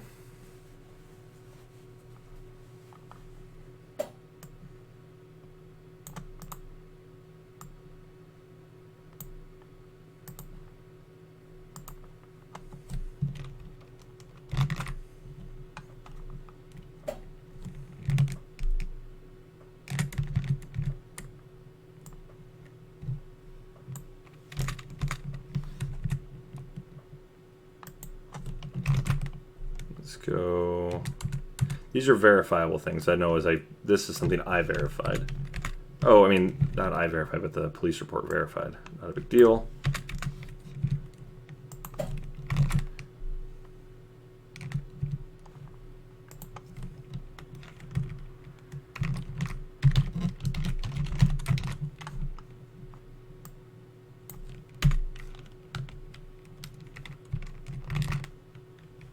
Just go like this.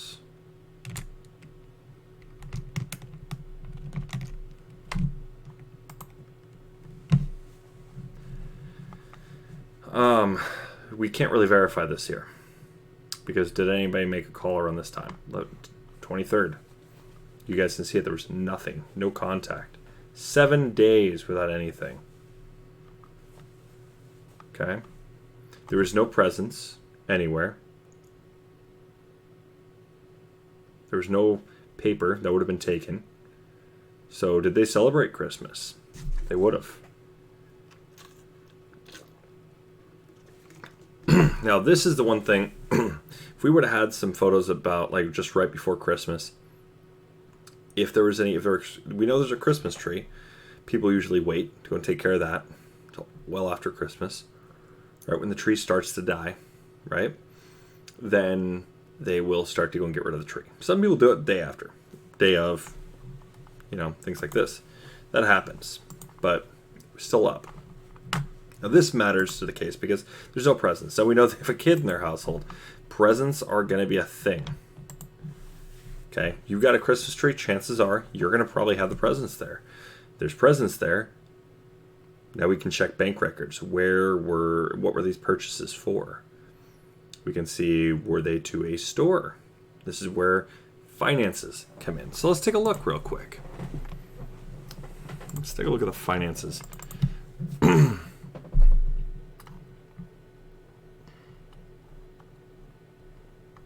Okay.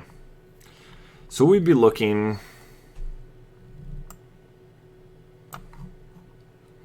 Chances are it'd probably be like David's checking.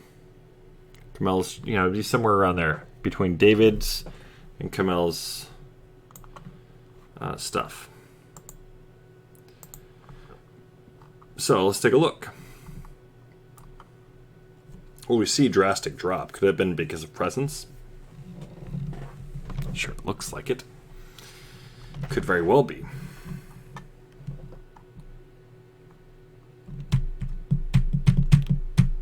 This seems pretty appropriate. What date is this? Let's take a look at... We're going to look at this. I believe it's the first 2 weeks of December. Yep. The 1st through the 12th. What happened here? 1st through the 12th. So this will get added. So don't worry. This will be added. The finances also add another more to this picture here. So we have the 1st to the 12th. What do we got going on here? Nothing on the 1st. Leslie had a conversation with Mason. Well, we know that Renia was seen at least, I believe, on the 19th. It was her last day of school and for the break. So they were alive up until then, at least. At the very least. What do we see going on the 3rd week here, December? Now we start seeing the money drop between the 2nd and 3rd week. Money starts to drop. We get a $2,000 drop right here. So then we have to go and deduce a few more things here.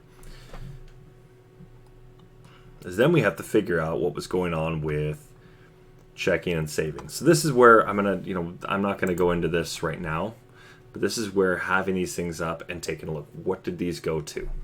This matters because now where are the Christmas presents? That's the big thing here. Okay, so let's get back to the numbers.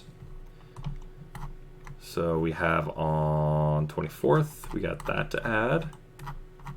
So what do we got going on here on the 24th? Now we have search history. But we also, here's the good thing here, we've got access to our phones, or the phone records are now going to coincide with this here.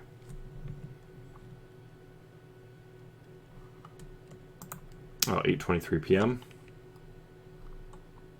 It was not up there. Oh, 24th. Then we got PM 8:23. Now we have, there's a gap.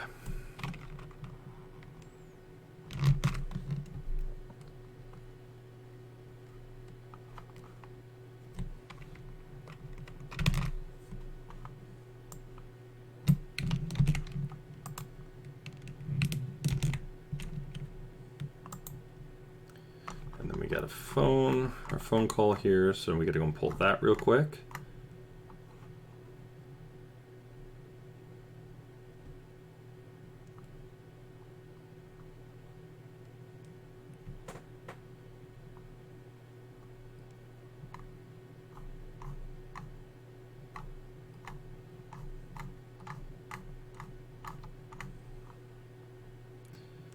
And that is going to be a text message, if I'm not mistaken.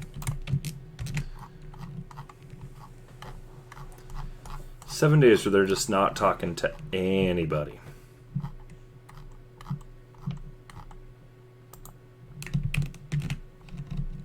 And that is at 8:23 p.m.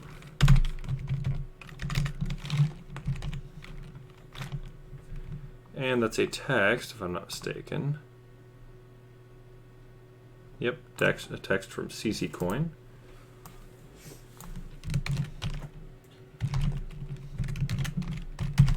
To David Crowley.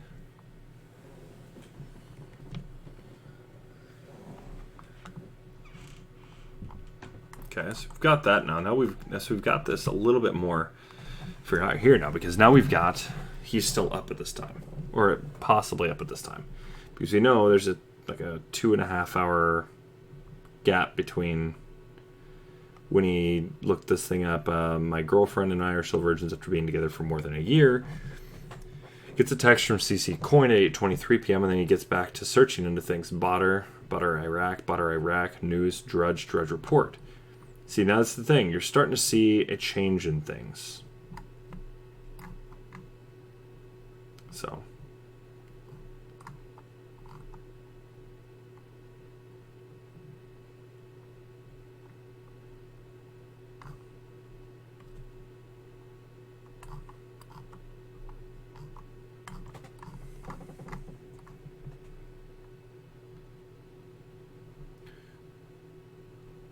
And you're also seeing this. We need a.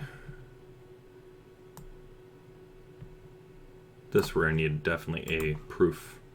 So this could prove all sorts of things, because if Sean was involved and he had pictures. Now this is going to be a little interesting here.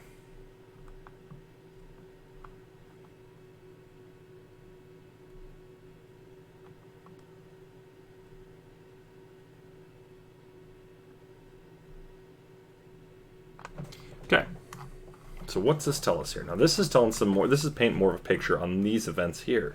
So the 24th is, we know there's a lot going on here. 1 in the morning till 8:30 in the morning, or sorry, till about 4 in the morning. About a 3.5 hour time gap. Could you just taken a nap? Yeah. And then a half an hour gap. And then 10-minute gap. I mean, you're seeing little gaps here then. Then you've got this big gap. 8:30 in the morning, almost 8:31 in the morning until 6:22 p.m. So now you've got an 8-hour time gap. This is time when he's probably sleeping. But you have this time gap here. Okay. So now you'd have to go look up these here and see what happened, because now you got Napoleon Hill and you'd have to see what these quotes are, and then you go right into the Rise Facebook group. Kind of curious. And you can see this is I would almost argue a mood change. So he's changing the group activity here. And then you see him go down through here. 12 stars, woman with 12 stars. Spartan, and then you got this right here. Where is this coming from? What is this right here? Let's take a look.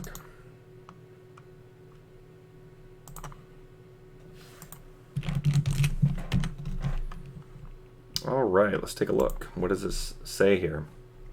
Closer. Close your coat. Your eyes won't float, so please don't try. Changes. Change your time. Since days of yours and mine that tie us together. Kramer, weigh yourself. There's really no one else can give me a favor. While I take your claim, till nothing else remains, the wait is over.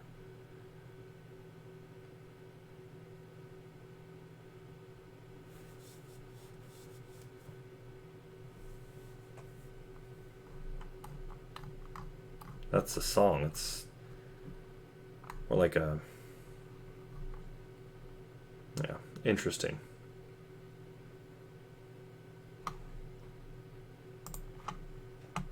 So what does that mean?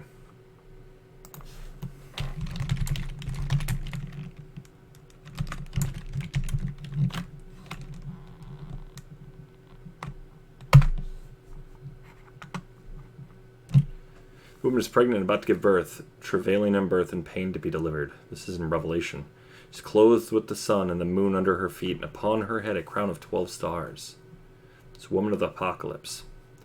So are they really thinking apocalypse? So now they're trying to almost paint crazy, right? Or prophetic. Right? Very dark.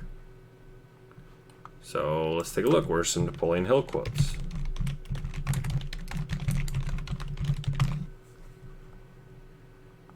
This is what would have popped up right here.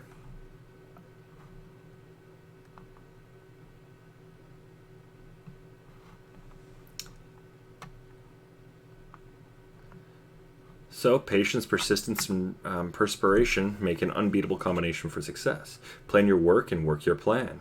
You can think your way into or out of almost any circumstance, good or bad. Procrastination is the bad habit of putting off until the day after tomorrow what should have been done yesterday. Okay, see, these are things we want to pay attention to, because now this is almost like something being planned. But see, this is the interesting part here.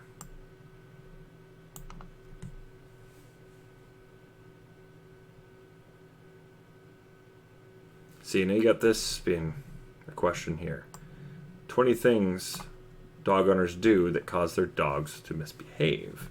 Bed in place will make your skin crawl. I mean, that's quite the jump here. Quick question about your Forever Funding campaign page.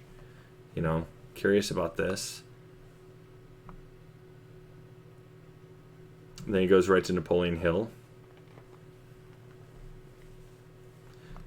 And this is like saying, plan your work, work your plan. You can think your way into or out of almost any circumstance, good or bad. These things one could assume is suicidal. Could use towards a suicidal attempt, right? But see, it's not meant to. Inspire success in life. Success in life. We can just go here and take a look, and let's see what they have to say. He started his career teaching courses on selling and advertising, basing his classes on the premise that a positive attitude, relentless personal development, and consistent hard work were the keys to success and getting rich. So, you know, this is about making money, getting ahead. It's all about getting rich.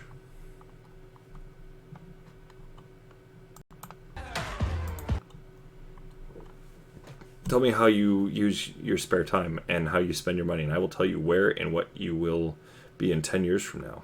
A goal is a dream with a deadline. The man who does more than he is paid for will soon be paid for more than he does.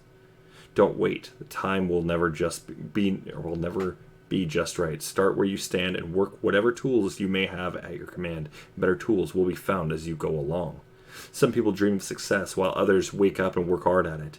Most great people have achieved their greatest success just one step beyond their greatest failure. Success comes to those who become success conscious. Any idea, plan, or purpose may be placed in the mind through repetition of thought. So you can see where this goes. This is positive. This is positive reinforcement.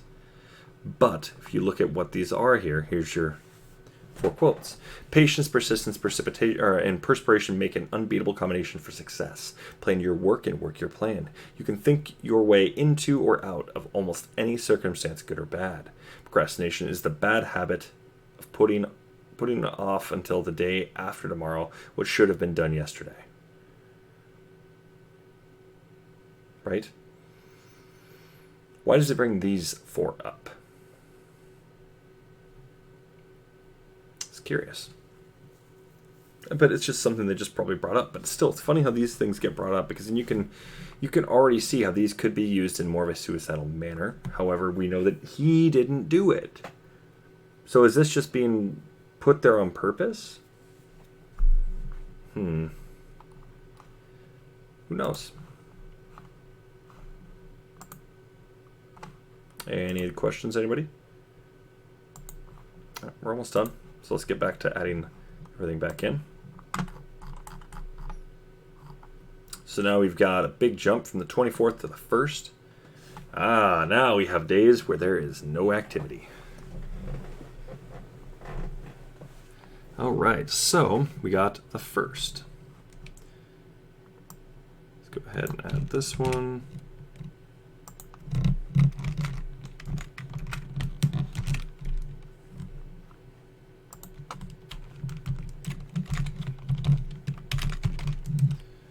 January 1st. Go add the phone number real quick.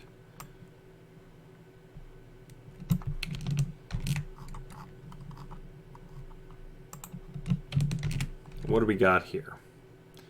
2:55 a.m.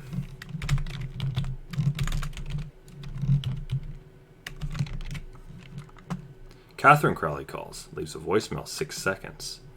This is where it starts up again.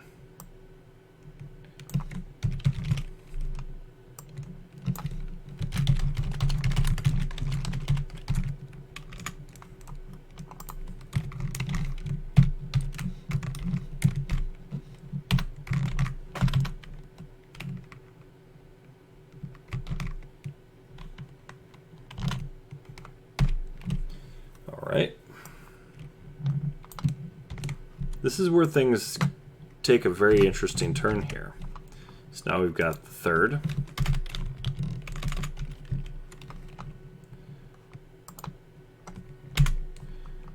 And then this is at 2:54 a.m. 8 seconds. Then you got the 8th. And now we're seeing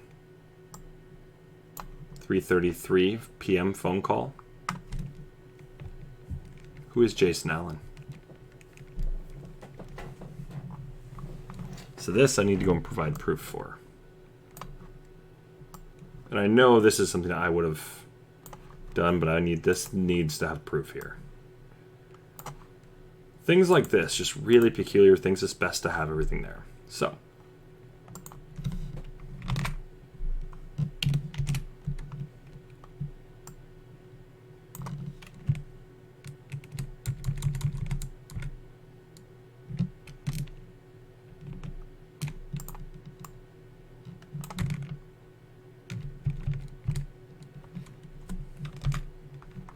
we got here on the 8th. We have 4:35 a.m.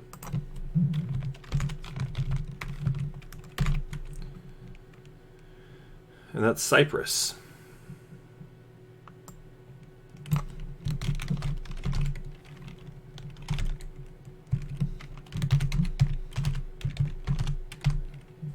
And that's to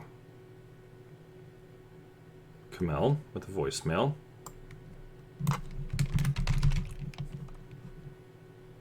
And it's for 13 seconds. Oh. 43 seconds.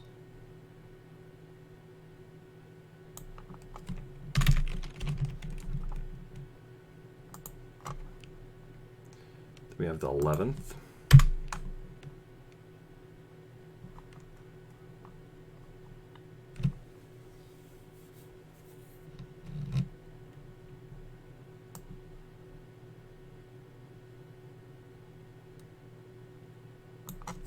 Erase this.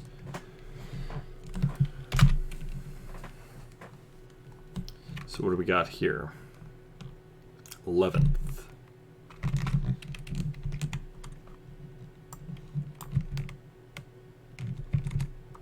Oops.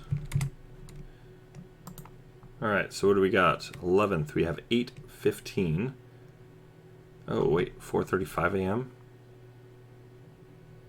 Why is Cyprus calling at almost 5 o'clock in the morning? That's curious. But, all right, we'll continue. So, 11th, 8:15, 59 seconds. And what do we got on the 11th? It's from Dana Gonerman. And it's a voicemail.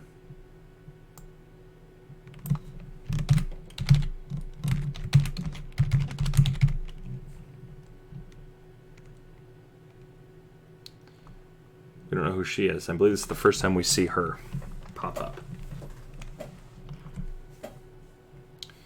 And that is at 8:15 a.m. Oh!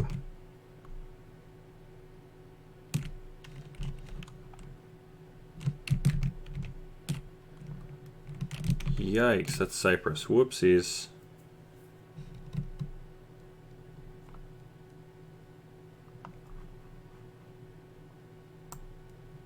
Whoopsies. Gonerman? Dana Gonerman? That's kind of weird. That name is just, it's very eerie with this. Especially as that's the possible date, of, one of the possible dates of the Crowley family homicide. Gonerman. Dana Gonerman. Curious. Then we got the 15th. Or 14th. We have one at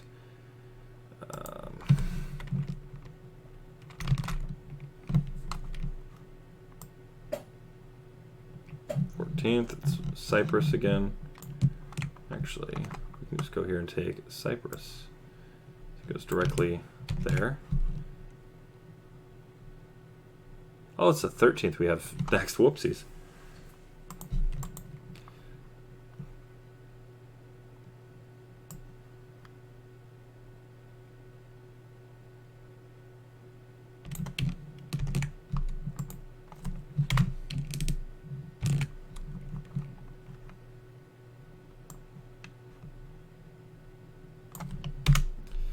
Uh, 13th. And what do we got here?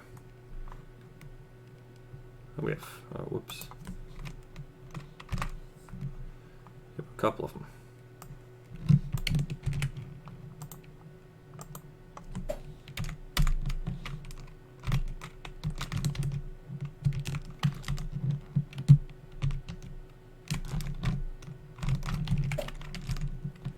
Now we see a total of 3 on the 13th.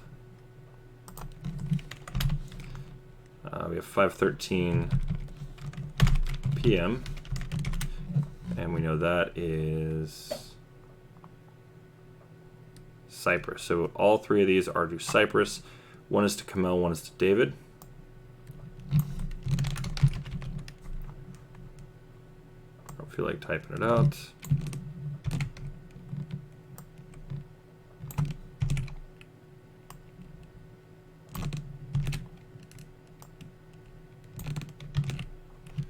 All right, so we have 5:13, 5:14.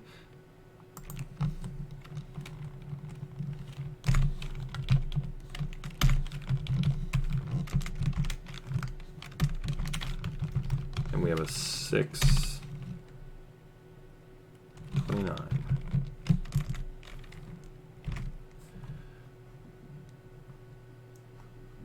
13 seconds. 8 seconds, and I believe 9 seconds, right? Yeah. Okay, now we got the 14th.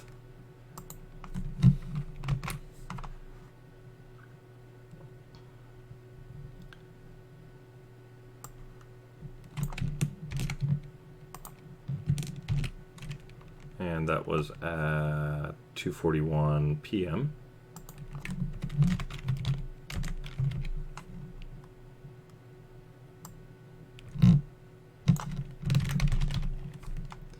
And that was a voicemail for 8 seconds, so we've got that.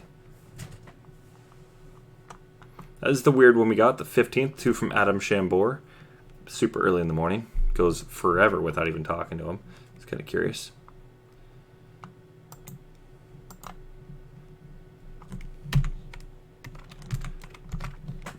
All right, now we're going to go ahead and just go. So I think we have 3.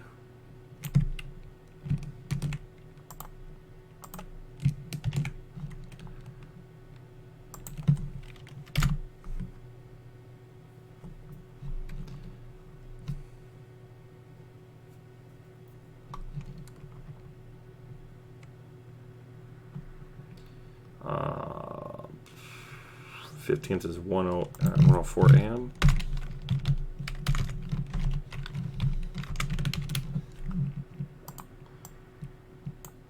$1:54.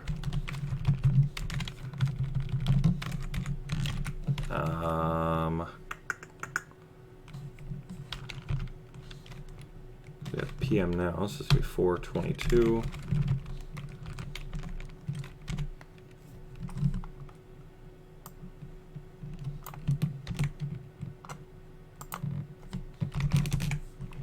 And then we have 533.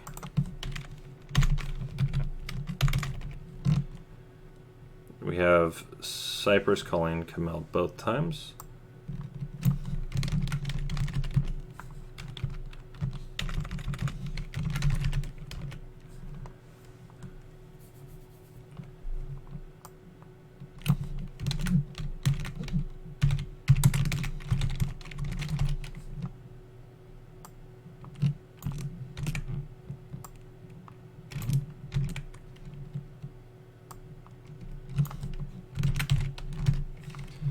And let's see, the 15th, all voicemails. Great, 85.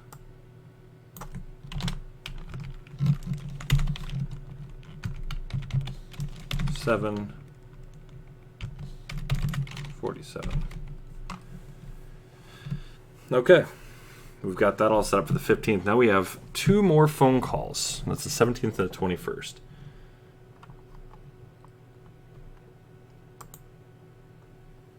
We're going to include this because this matters.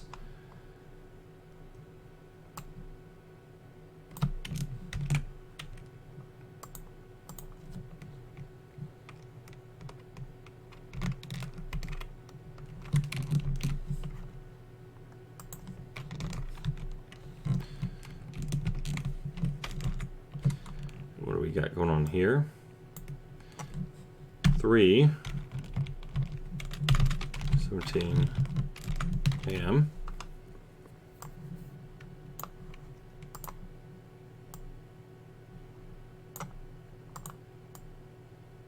Adam Shambor calls again.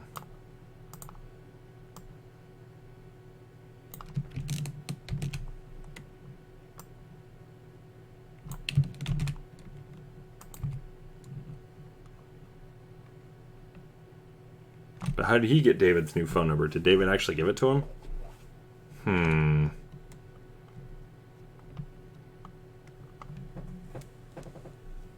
Curious.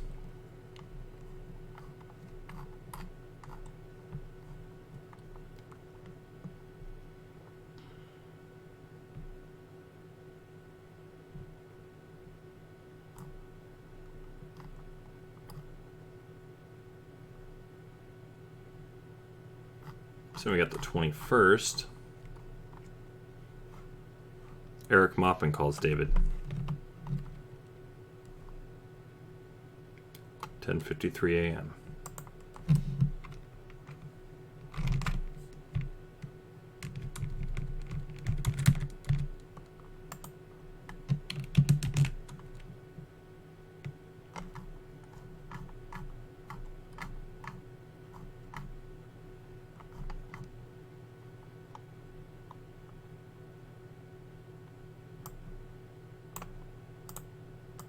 Just going to use this one, it'll be a lot easier.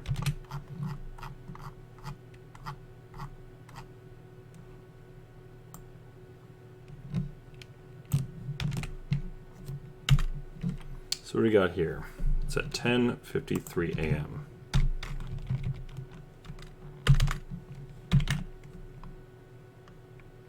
Eight-second voicemail. This is Eric Maupin.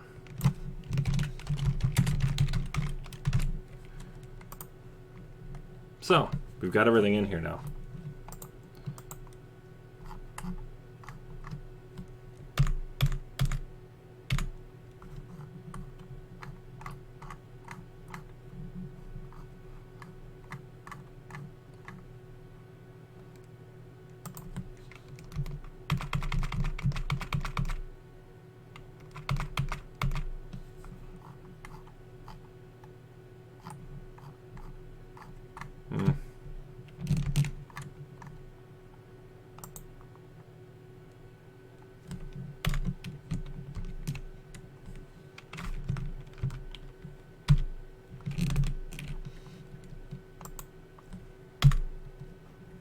So we got this, we've got the discovery and all this, and we know that this gets kind of funky.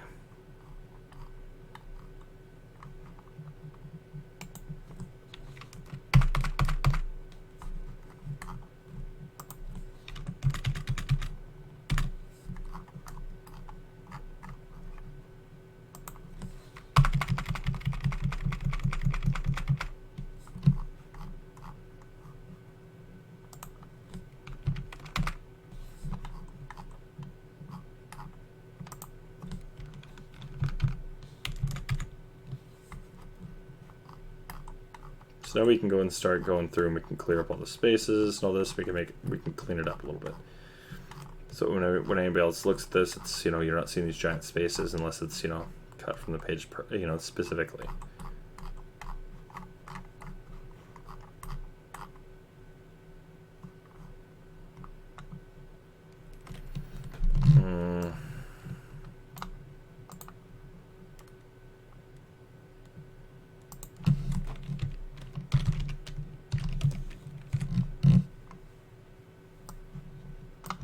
We're going to go ahead and here we go.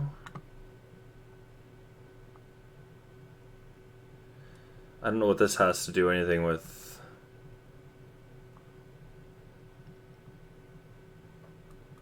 the case.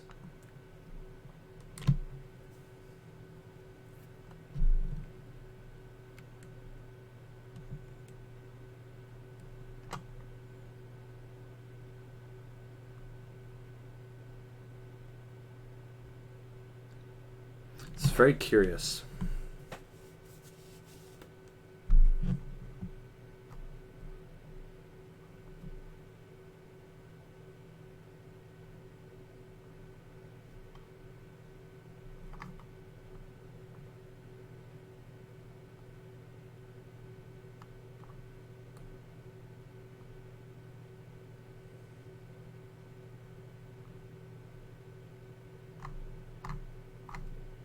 Very curious.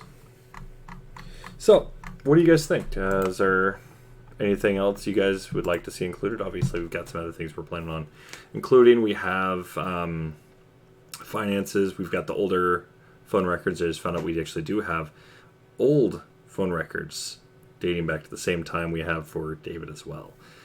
So now we have more texts and more phone calls. We're going to be able to actually investigate and see who was talking to who and what they were talking about. So this is going to take probably another month and a half.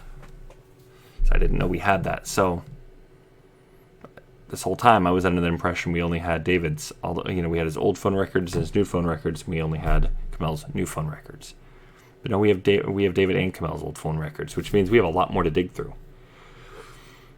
So we're actually going to, this is going to take months to go and complete. So this pushes back yet again the video. Because now we need to have the detailed analysis of that.